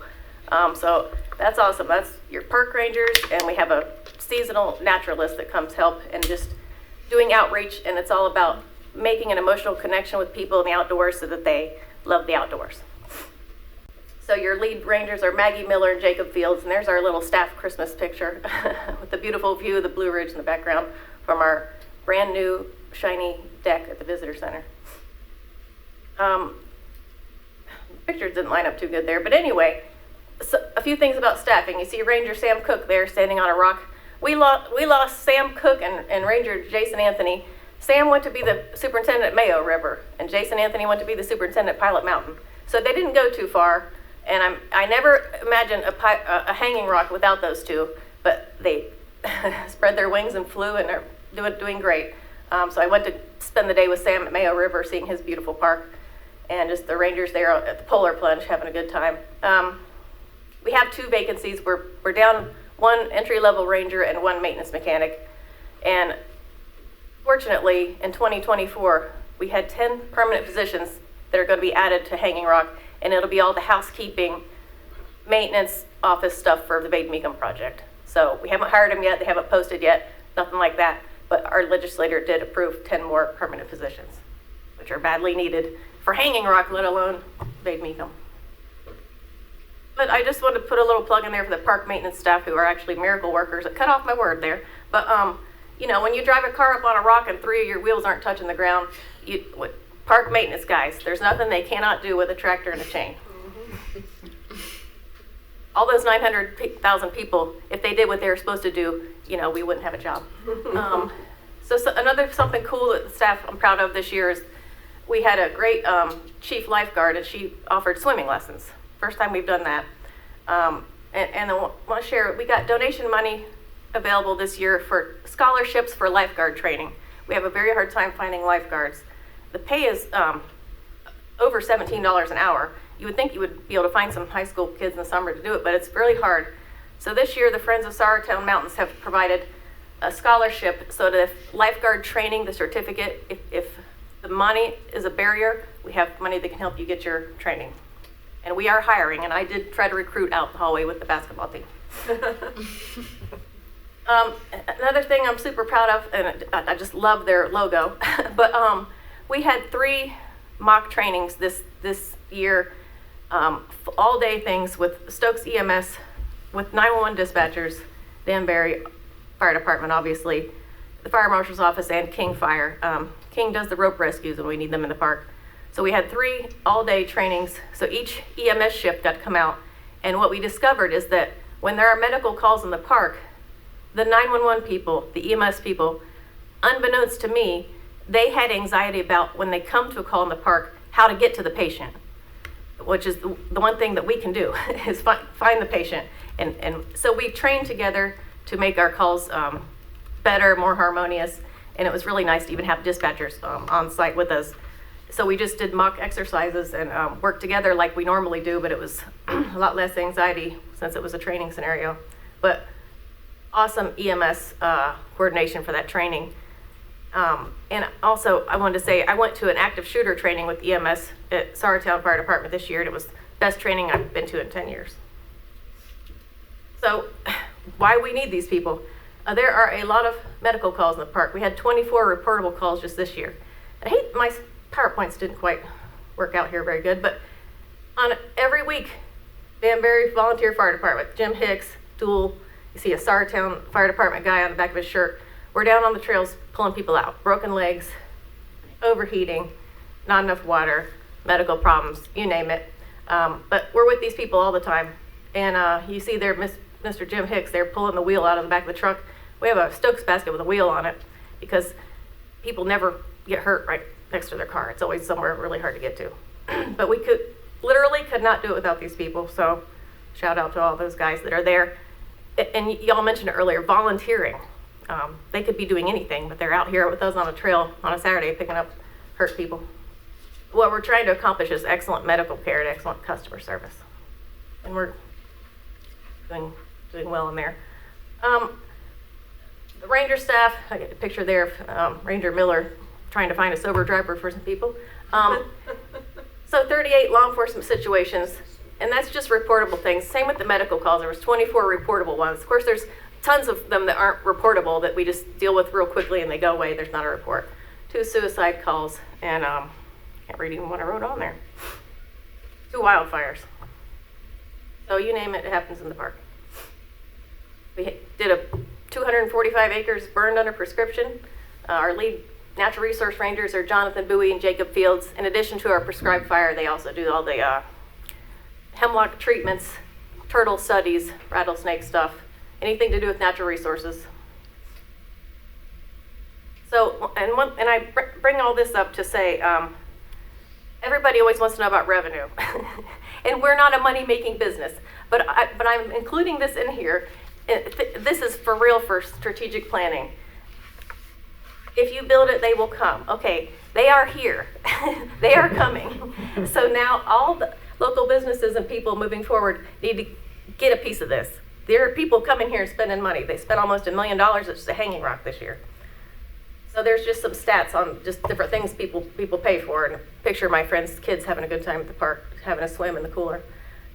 But $24,000 just in Slim Jims and ice cream cones, that's a lot. $97,000 in swimming. I just want people to take these revenue figures away and say, how can they make their business around this captive audience that we have? So you all been to the beach. It's beautiful. It's full of lively people. It's all day, every day. Say every day is a holiday. Our trout, another thing that we're proud of, we have got to deal with Wildlife Resources Commission to stock trout in the lake twice per year, April and October. So if you call Hanging Rock the first week of April, October, it will sound something like Hanging Rock State Park. They're not here yet. This is Robin. How can I help you? Because everybody wants to know when the trout get here. You can keep 7 trout per day, no size limit, and you don't have to have a trout stamp. It's a special opportunity with Wildlife Resources Commission to get more people in the outdoors, angling, fishing, doing things that people don't do as much of anymore. There's opening day. It was kind of shoulder to shoulder all the way around the lake. Timber rattlesnakes, just some picture there on the staff getting training by John Seeley, who's a local resident. That's one of the world's leading researchers on rattlesnake behavior, and he's done a lot of his research at Hanging Rock. We worked with him to make these new signs to put up around the park, and other parks are catching on, donated money from the Friends of Saratown Mountains to make the signs. But it's all about educating people that not to kill the rattlesnakes. When you see them, we want to know information about them, location, size, etc. So it's how to log in your information if you want to help us learn about them. We do take DNA samples, and sometimes we'll put a pit tag inside the snake. It's a tiny thing like the size of a grain of rice, so that we can go back and find the snake later to learn about where they go and how far do they go. So it's really interesting, cool stuff that's happening at the park. It's not really visitor stuff, but it's neat stuff that's happening otherwise. And then this is looking to the future. That's your stats for 2023 visitation revenue, how many that or the other is happening in the park. But just the other day, there was a trumpeter swan on the lake. It's never been seen in any North Carolina state park. We weren't even able to add it to our database because it wasn't a choice, so we had to have the database people add it. It's really in a place it's not meant to be, so we've been working with wildlife to make sure we're doing the things that protect it. But it's become a big deal. People are coming to the park just to see this swan, bird people. Still there? I didn't see it today, but I saw it a few days ago. I think that the experts think that it'll fly off on its own and go back to wherever it's supposed to go. But it's, for a ranger, we've been geeking out looking at the swan. And I just also want to add, it's the year of the bear. 2024 is the year of the bear. So we got some cool bear programming coming up this year. And last year was the most bear calls we've ever received. People will call either 911 or call our office to tell us they've seen a bear. We don't do anything about it. We just kind of go and want to take a picture and see how cool it is. But it's good to know just for your numbers and to make sure we're doing the right thing so that we're not creating nuisance bears. It's a good thing when we see bear. So 2024, the year of the bear. Commissioner Wood and county manager and some other county people came to our bid opening for the Vade Meekum project. It was a few weeks ago. So construction on the Vade Meekum property, thank you for your patience, every single person in Stokes County. It is coming.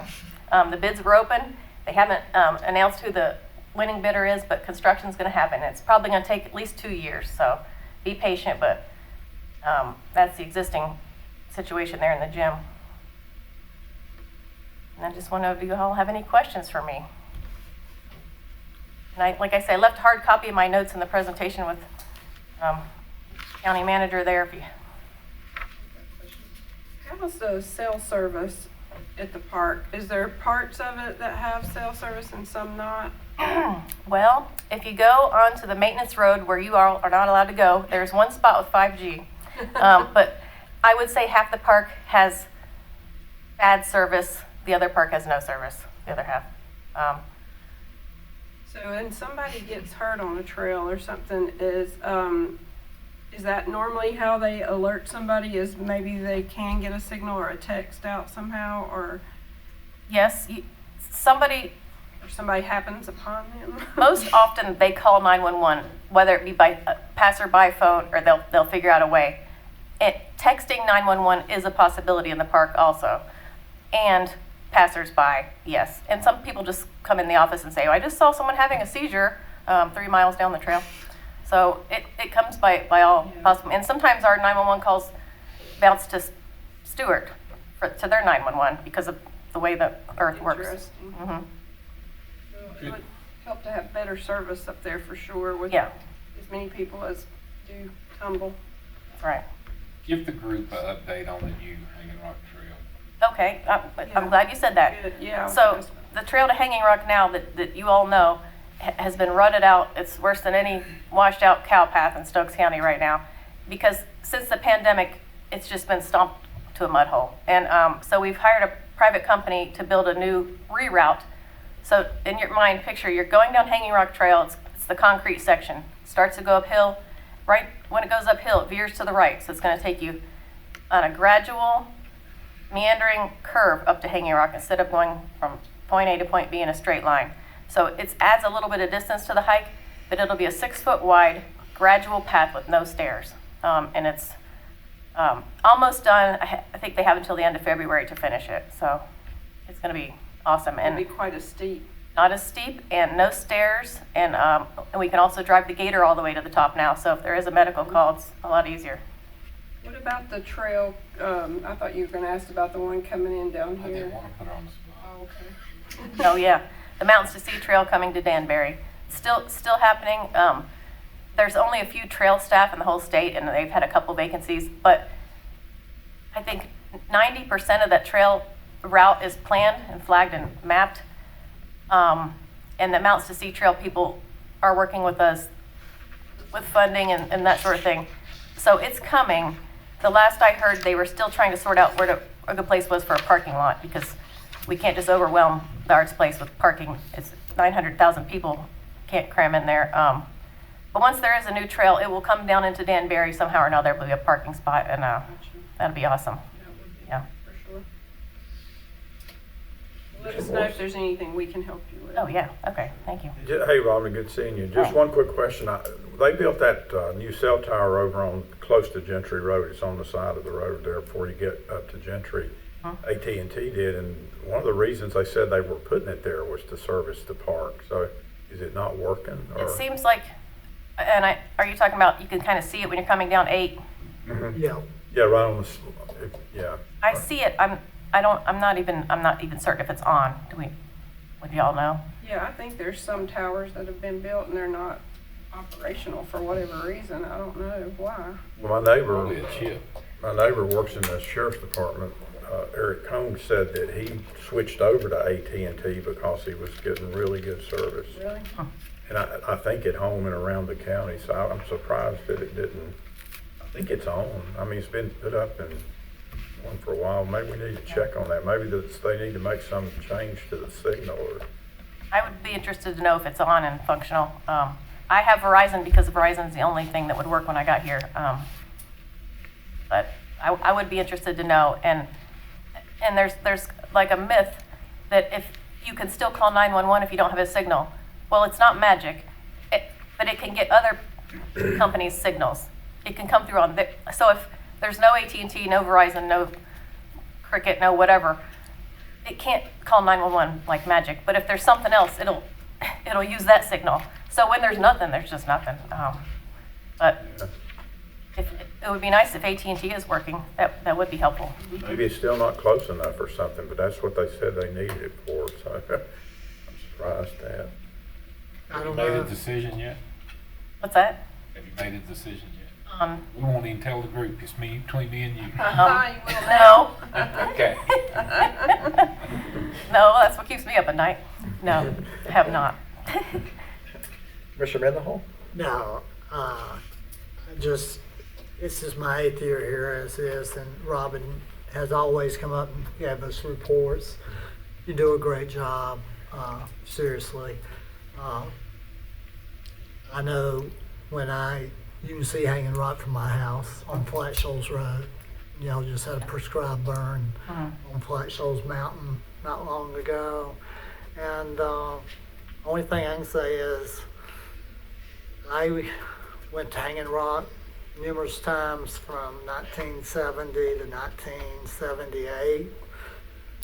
When I was a freshman in high school, I'm telling my age, to when I graduated from Carolina, and my dad and I actually walked from where I live to Hanging Rock several times. We used to see several rattlesnakes back then. Yeah. But one thing about it, in 1974, there was no self-service either then. It's just a little joke there. Thank you for all you do. Oh, you're welcome. And it's my 11th year here, and I always like coming and bringing this report just to share good news with y'all about the prosperous things that are happening around. And we are all in it together, and I agree.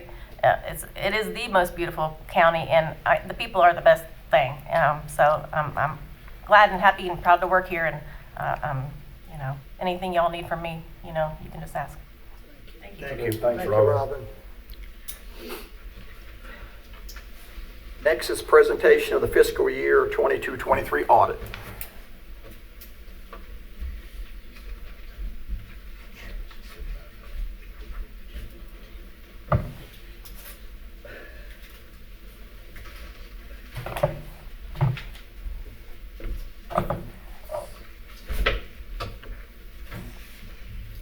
Good evening. My name is Kelly Gooderham. I'm the Senior Audit Manager for Stokes County Fiscal Year 23 Audit. We have prepared the following PowerPoint to present what we feel to be some of the more pertinent topics of the Fiscal Year 23 Audit. We've issued a clean, unmodified opinion, which is the best opinion that we can provide. Your report has been submitted to the LGC. However, due to timing, it's not been accepted at this point in time, but should within the next couple of weeks. So first, we'll go over your general fund balance classifications. First, we'll start with your non-spendables, which includes inventories of $74,000, lease receivables of $264. We have your restricted fund balance, which includes your stabilization by state statute of $3.5 million. All other restricted fund balance includes your mental health MOE of $134,000. Health Department Title IV, $791,000. School current expense of $955,000. And then your debt service of $2.7 million. Additionally, you have assigned fund balance of $4.3 million with a remaining unassigned fund balance of $13 million. And would you mind, for the people that's looking in on live stream? Sure. I know we're running a little bit late, but so they will know exactly where we stand with these items. Would you just explain to our people that is watching the live stream the difference between assigned and unassigned? Absolutely, So yes. they will know exactly what you're saying there. Yes, sir. So non-spendable is basically not in cash form, so obviously can't spend it. Restricted is an external restriction, it usually issued by grantors or creditors or laws and regulations. Assigned fund balance is actually from the board. It's what the board has assigned for possible future projects. You also have committed fund balance, of which you don't have any in your general fund, but committed is less constraining than assigned. No, sorry. Committed is more constraining than assigned, and then unassigned is not yet appropriated for any additional projects or whatever. Thank you. Absolutely. Oh, wait. Okay, and then this slide shows your available fund balance, which is defined by the LGC and is utilized to compare units across the state. So we start with your total fund balance of $25.6 million, less your non-spendable fund balances, less your stabilization by state statute, to arrive at your available fund balance of $21.9 million, which was an overall increase in available fund balance of $4.4 million over the prior year. So now taking that same available fund balance, we then show it as a percentage of expenditures, transfers to other funds, less debt proceeds. So as you can see, over the last 3 years, the county has continuously improved this percentage. And then this slide just shows Stokes County as compared to a similar population group as well as the state average. Due to availability of information, we can only show 2022 because not all of the information is available for 2023. So as mentioned in 2022, Stokes County ended at 31%, and then similar population groups of 25,000 to 50,000 was just under 45%, and then statewide just under 45%. So now we'll go over your total general fund revenues and expenditures as compared to the prior year. Revenues increased roughly $1.4 million or 3.5%, which was due to an increase in your investment earnings as well as other taxes and licenses. There was also an increase in expenditures of $4.6 million or 11.5%, which was primarily due to an increase in your general government as well as public safety expenditures. So now we'll go through your top 4 general fund revenues and expenditures individually. First, we'll go over your ad valorem tax revenues, which increased $576,000 or 4%, which was just due to an overall increase in your collections. Then we have your intergovernmental revenues, which includes your restricted as well as unrestricted intergovernmental revenues.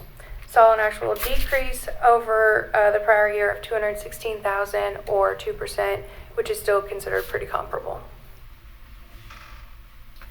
Then we have sales and services, also decreased around $556,000 or 12%, and this was actually due to Your EMS Medicaid settlement payment did not come in this year due to delays at the state level.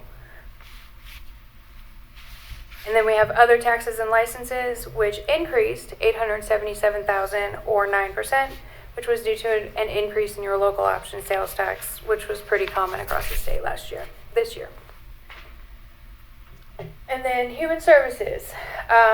Human services increased $364,000 or 4%, which was due to an increase in your foster home program expenditures. Public safety expenditures also increased around $2 million or 16%, which was due to an increase in your salaries and related benefits, as well as capital outlay purchases across several departments. Kelly, the animal control included in that public safety, or is it separate? No, I believe animal control is included in, yeah. Education expenditures also increased roughly $22,000 or 7%, which was due to an increase in your school distributions over the prior year. And then lastly, for expenditures, we have general government also increased around $1 million or 20%, which was due to an increase in your capital outlay purchases within the elections and public building departments. And then lastly, along with the submission of the audit to the LGC, we are required to complete the LGC's data input sheet and submit to the LGC, which includes certain financial information that comes directly from your audit report. This template analyzes the data that is entered and shoots out results that the LGC refers to as performance indicators. So first, we noted a high quick ratio for the water sewer funds. We also noted an improved consistent available fund balance percentage, as noted previously. And we noted one significant deficiency finding, as well as 3 material weakness findings. Some additional financial performance indicators of concern per the LGC's data input sheet. Your operating net income / loss within the water sewer fund ended at a negative, which was a net loss, and the LGC is concerned with anything less than 0, as well as immaterial budget violations as well that were noted across several departments. So all of these findings and the financial performance indicators of concern will require a response to the LGC, which Finance will be happy to assist with. And are there any questions? Mr. Mendenhall, do you have anything? No, I've seen this 8 years in a row. I don't have any questions. They don't change much. Yeah, Kelly, what is the, which water sewer fund is that talking about? That would be the Danbury Water and the regional sewer. Danbury and the Yeah. regional sewer? Yeah, the LGC combines them. You all have them in separate funds, but the LGC's data input sheet says water sewer fund. So we have to combine them for that LGC data input sheet. Oh, okay, so is one of them okay and the other one not, though? I mean, technically. That is a good question. I will tell you that answer right this second.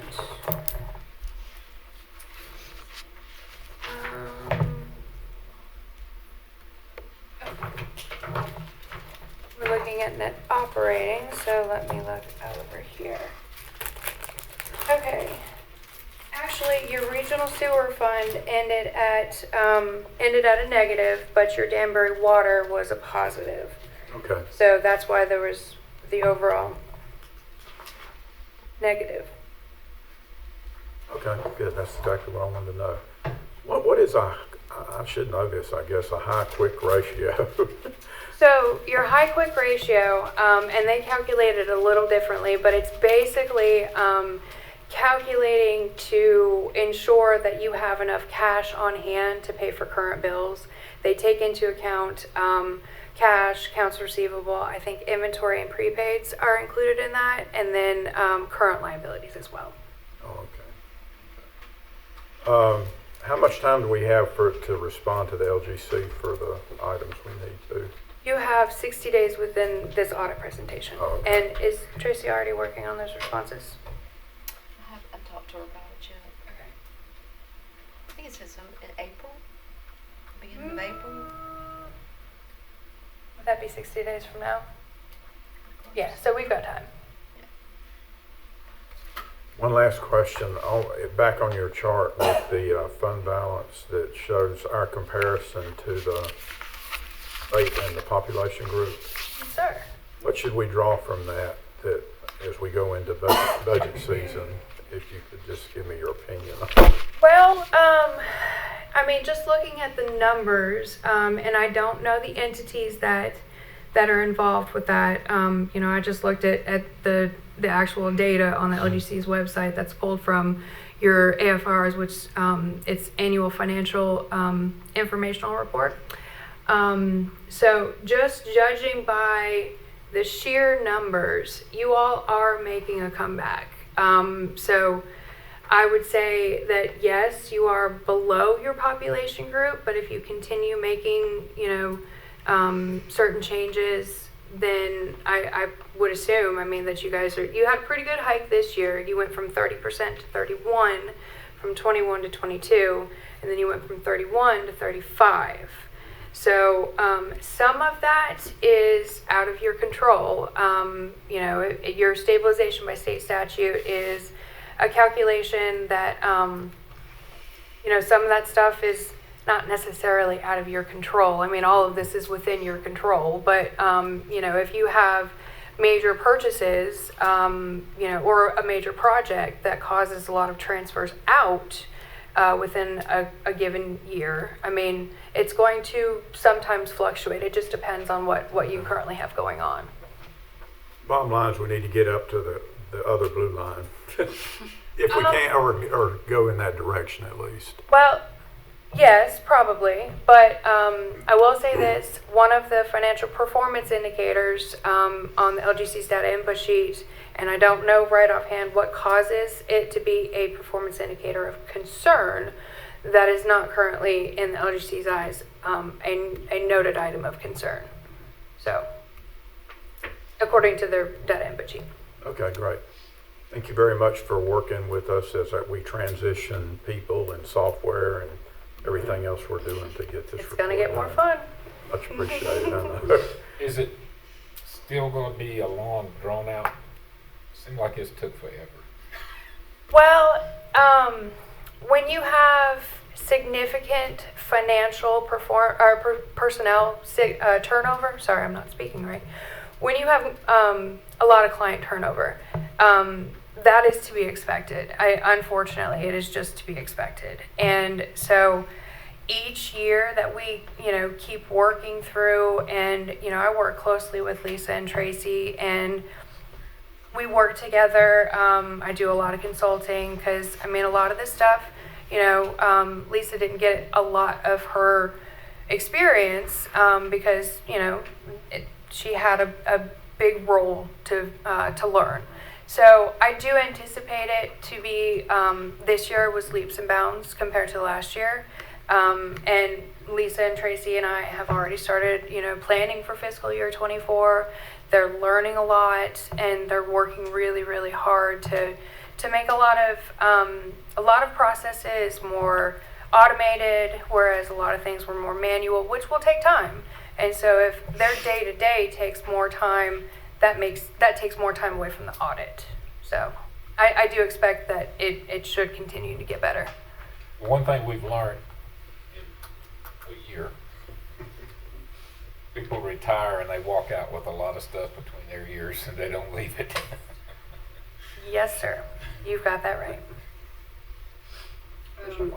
Yeah, so the fund balance percentage, do we know, it seems like that's always an elusive number that we don't actually know the percentage of fund balance, that's unencumbered, I guess you could say. So are we talking the available fund balance? Yeah. Or, okay, so, because you all, in your audit report, there's a lot of talk of unassigned fund balance as a percentage of expenditures. And so when we talk about available fund balance and unassigned fund balance, those are not two totally different things, but they are very different because Right. unassigned takes into account assigned fund balance and committed, whereas available fund balance does not. So to figure out your available fund balance throughout the year, you can get a ballpark of it, but unfortunately, the vast majority of all of those are year-end numbers that take into account what is going to be in your available fund balance. So obviously you can figure out your estimated fund balance throughout the year because it's your revenues minus your expenses, and that's what, what goes to the bottom line. But in order to figure out your stabilization by state statute, you'd have to know your year-end cash. You'd have to know it's basically year-end balance sheet items that would be very, very difficult to estimate. Basically, that's why we usually don't know till June. Correct. Plus what you have to pull back also has to factor into that, right? Fiscal year, or that's it? Well, no. So, are you talking about the fact that this is a year in arrears? Yeah. Well, actually, this is a year in arrears only for the sheer fact that there are still audits going on. There are still audits being completed, and this is pulled from the LGC's website. So until all of fiscal year 23 is done, I mean, even when I was working through this, the fund balance percentage that I had for your population group in the prior year, because the slide is presented every year, that percentage had actually changed from what I presented last year to what I presented this year for fiscal year 21, because it's constantly being updated as more entities get their audits done. So your fund balance percentage, obviously, it is what it is. But yeah, that's why it's a year in arrears. I think that the main thing is, we worry about the LGC when we get close to that 8%. So at what part of what time of the year or what part of the budget cycle would we have to worry about if we went to 8%? I mean, when would that become apparent? I mean, when would we have a warning that we felt comfortable, that we know for sure what our fund balance? If it is a concern of yours, then I can certainly work with finance to do a rough estimate of it, at year end. But even at year end, they're still working on closing the books and posting year end entries. I mean, there's a lot that goes into closing out your year, and I do think that Lisa and Tracy are going to try to do a lot more things monthly, which is going to help with that year end process. And I may be quoting you on that, so I apologize if I'm misspeaking. But so you may be able to get a little bit better of an idea at year end if there's not so much legwork that needed to be done after June 30th. But again, it would just be an estimate, and it would not be something that I could put my stamp on until I get final audited numbers.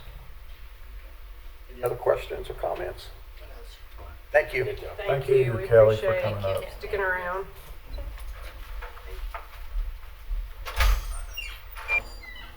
Next up is strategic planning, and I'll make this quick. So,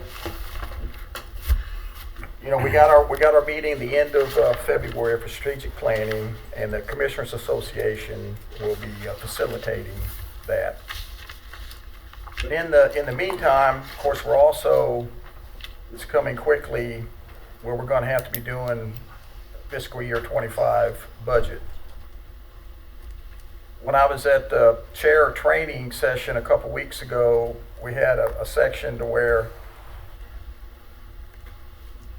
we were asked of any kind of special issues that maybe they could help in solutions that we were currently having. There were a few people that spoke up about the sheriff, whatever sheriff they had some unique situations going on there. But there were several boards that were having problems with school boards. So I chimed in and kind of gave my feedback. And the overall solution that was given to me, that most of the counties have started doing, is to have the chair and the vice chair of each board meet with the superintendent and the manager during different times to sit down and to be able to get an idea at least of what the school is looking at doing, especially with the strategic planning. When I put it in, was that, you know, the grant will be coming up again. I know we were told, or at least led to believe, that it was just a one-time thing. It wasn't guaranteed. I know they've had it for the past 7 years, and I haven't seen to where they've stopped the funding. The only thing that changes is the amount of money that they award changes.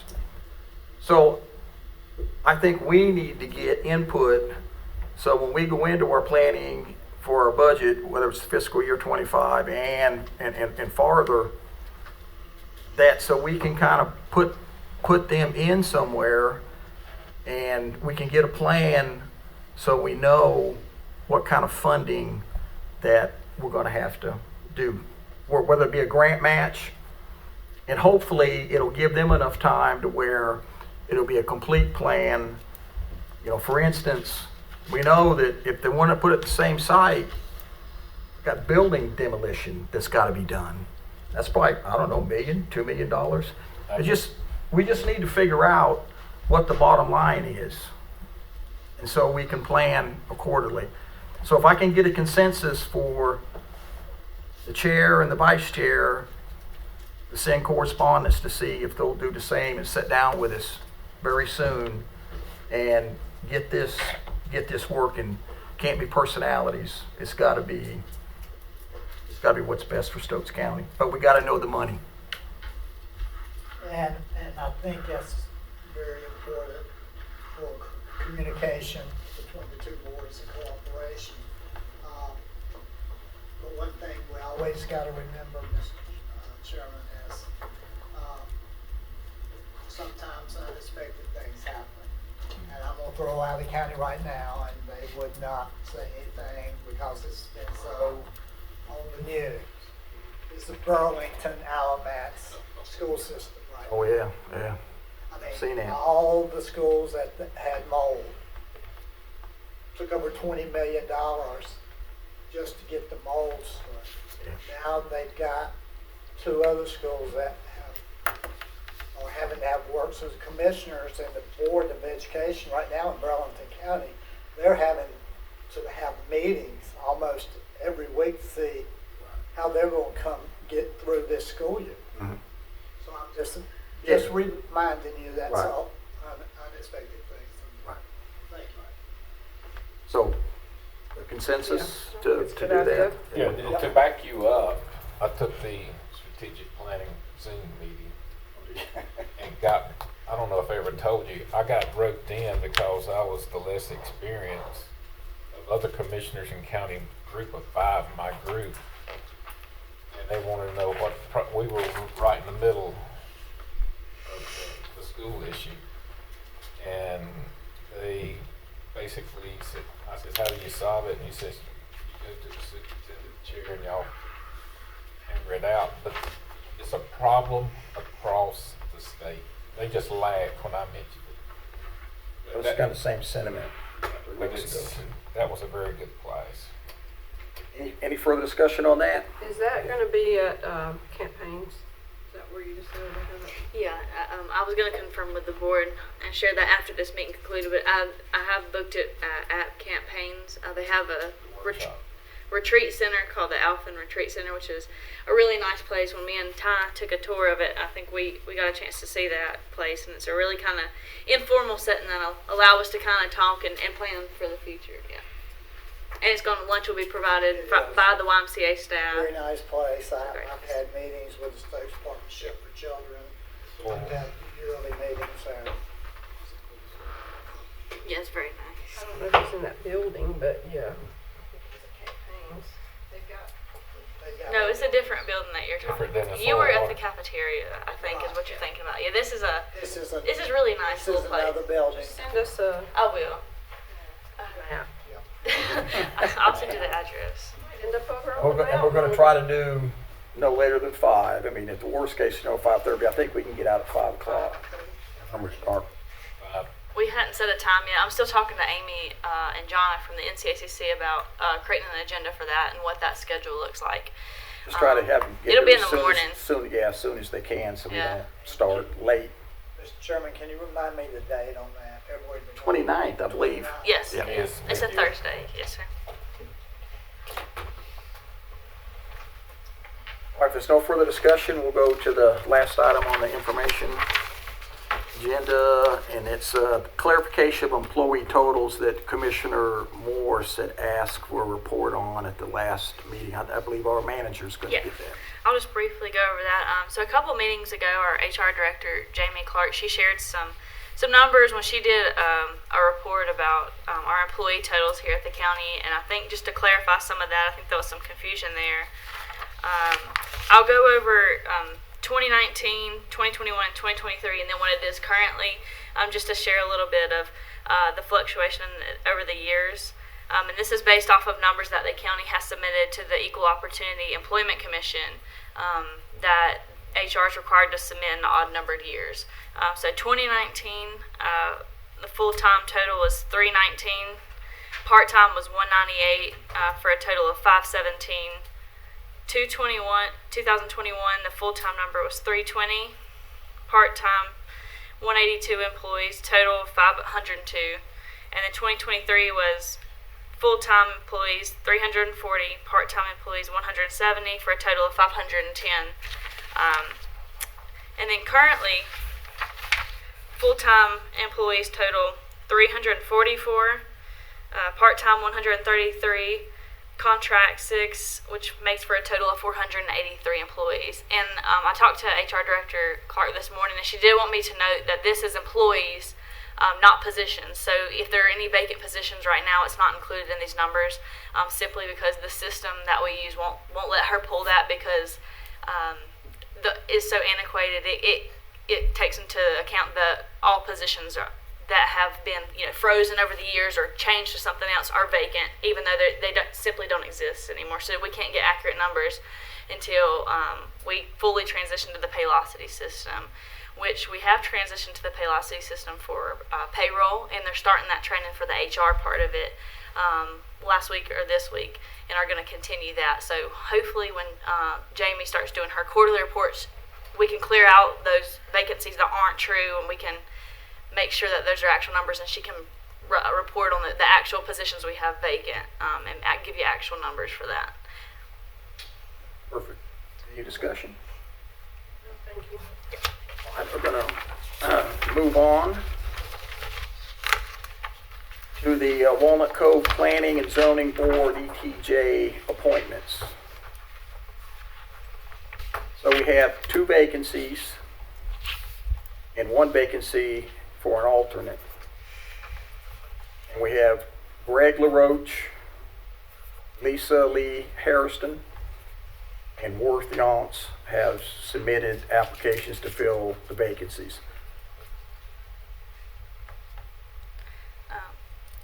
So can I get someone to open the floor for nominations? Or let's do the 2 vacancies that are permanent vacancies. Do you have any information from anybody on if there was any preferred?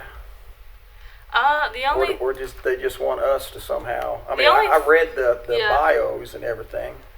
the only thing I received was just to give a background. I guess is why it was sent of how many meetings that the current board members attend. It said that Mr. Yonts he's new, so there's no totals there, but it says Ms. Harrison had missed 8 out of the 24 meetings, and Mr. LaRoche had missed 3 of the 24 meetings and served as chairman until his term expired. So that was provided by a Walnut Cove town commissioner. So I'm not sure what we're supposed to gain from that, but that information was shared. The motion would be LaRoche and Yonts. I agree.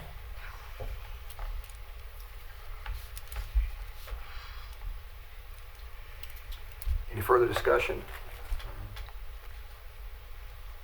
Can I get a motion to close the floor? Are you, is that that's just for the two, right? Yeah, just for the two, yeah. Thank you. All in favor? Aye. All opposed? Motion carries unanimously.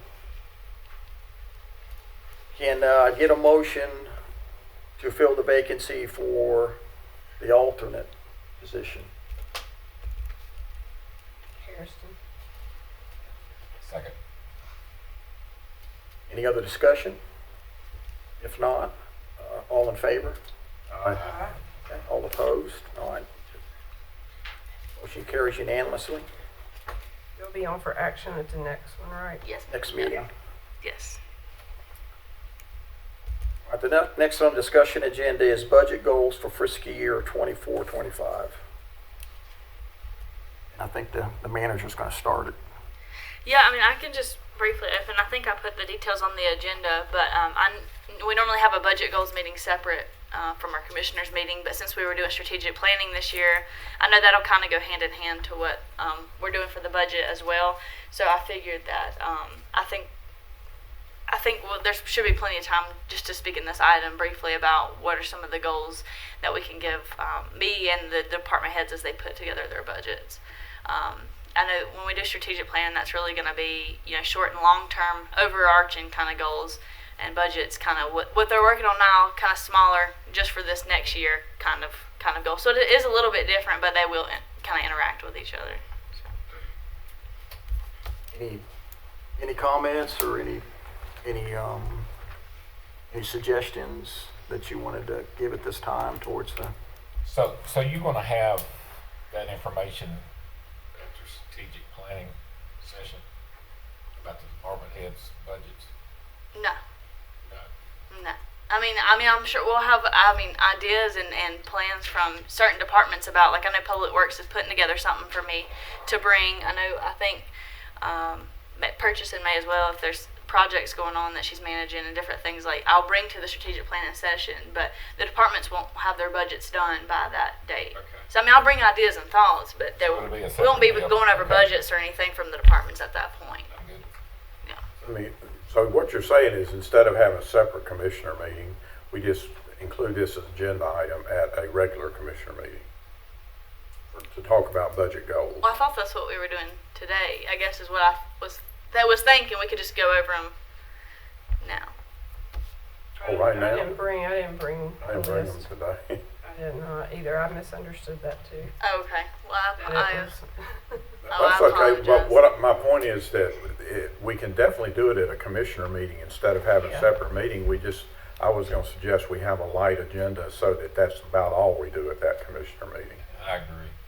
Okay. If we can kind of make that happen, Yeah, well, we can just put it back on discussion for the 26th meeting if that works for everybody. Because the department heads are supposed to turn their budgets in the first week of March. So that's kind of why they'll need some direction to put that together.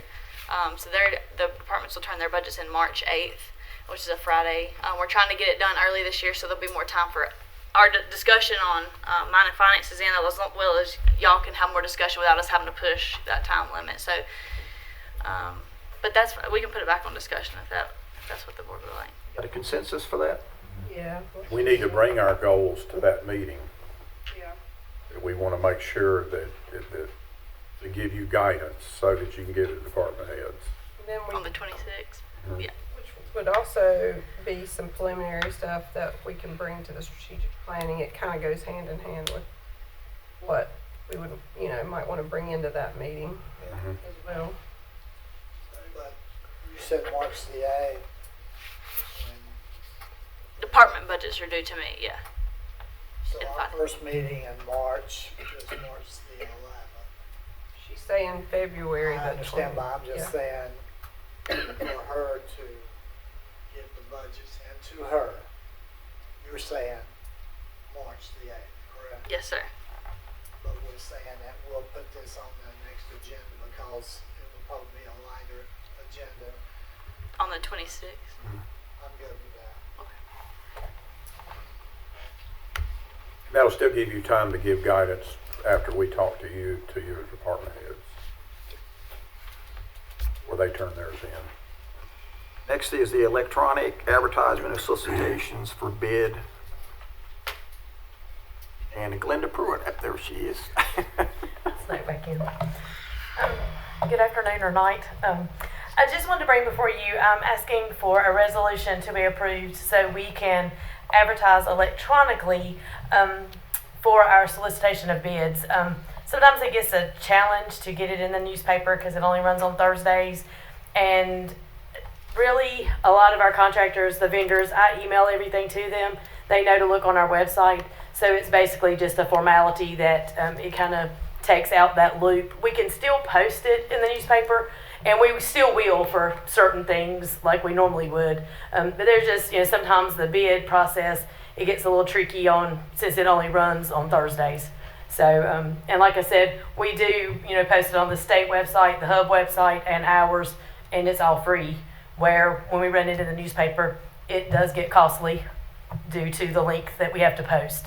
So, But selling the paper in the newsstands too. yeah, so- it's hard for you to even find a local Stokes News in the community anymore unless you get it delivered to your home.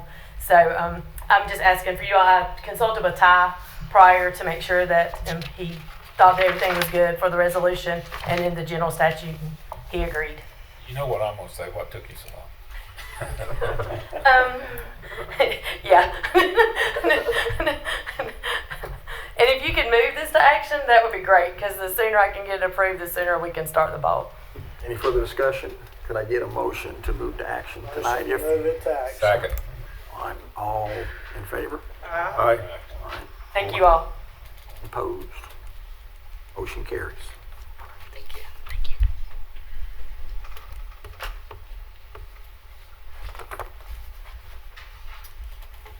All right, now we're on the action agenda.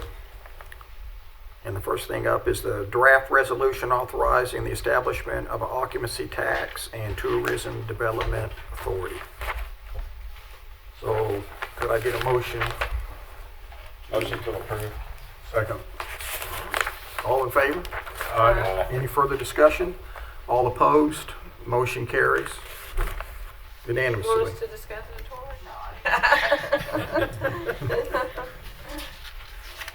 So then the only other thing on the action agenda is, yeah, Electronic advertisement.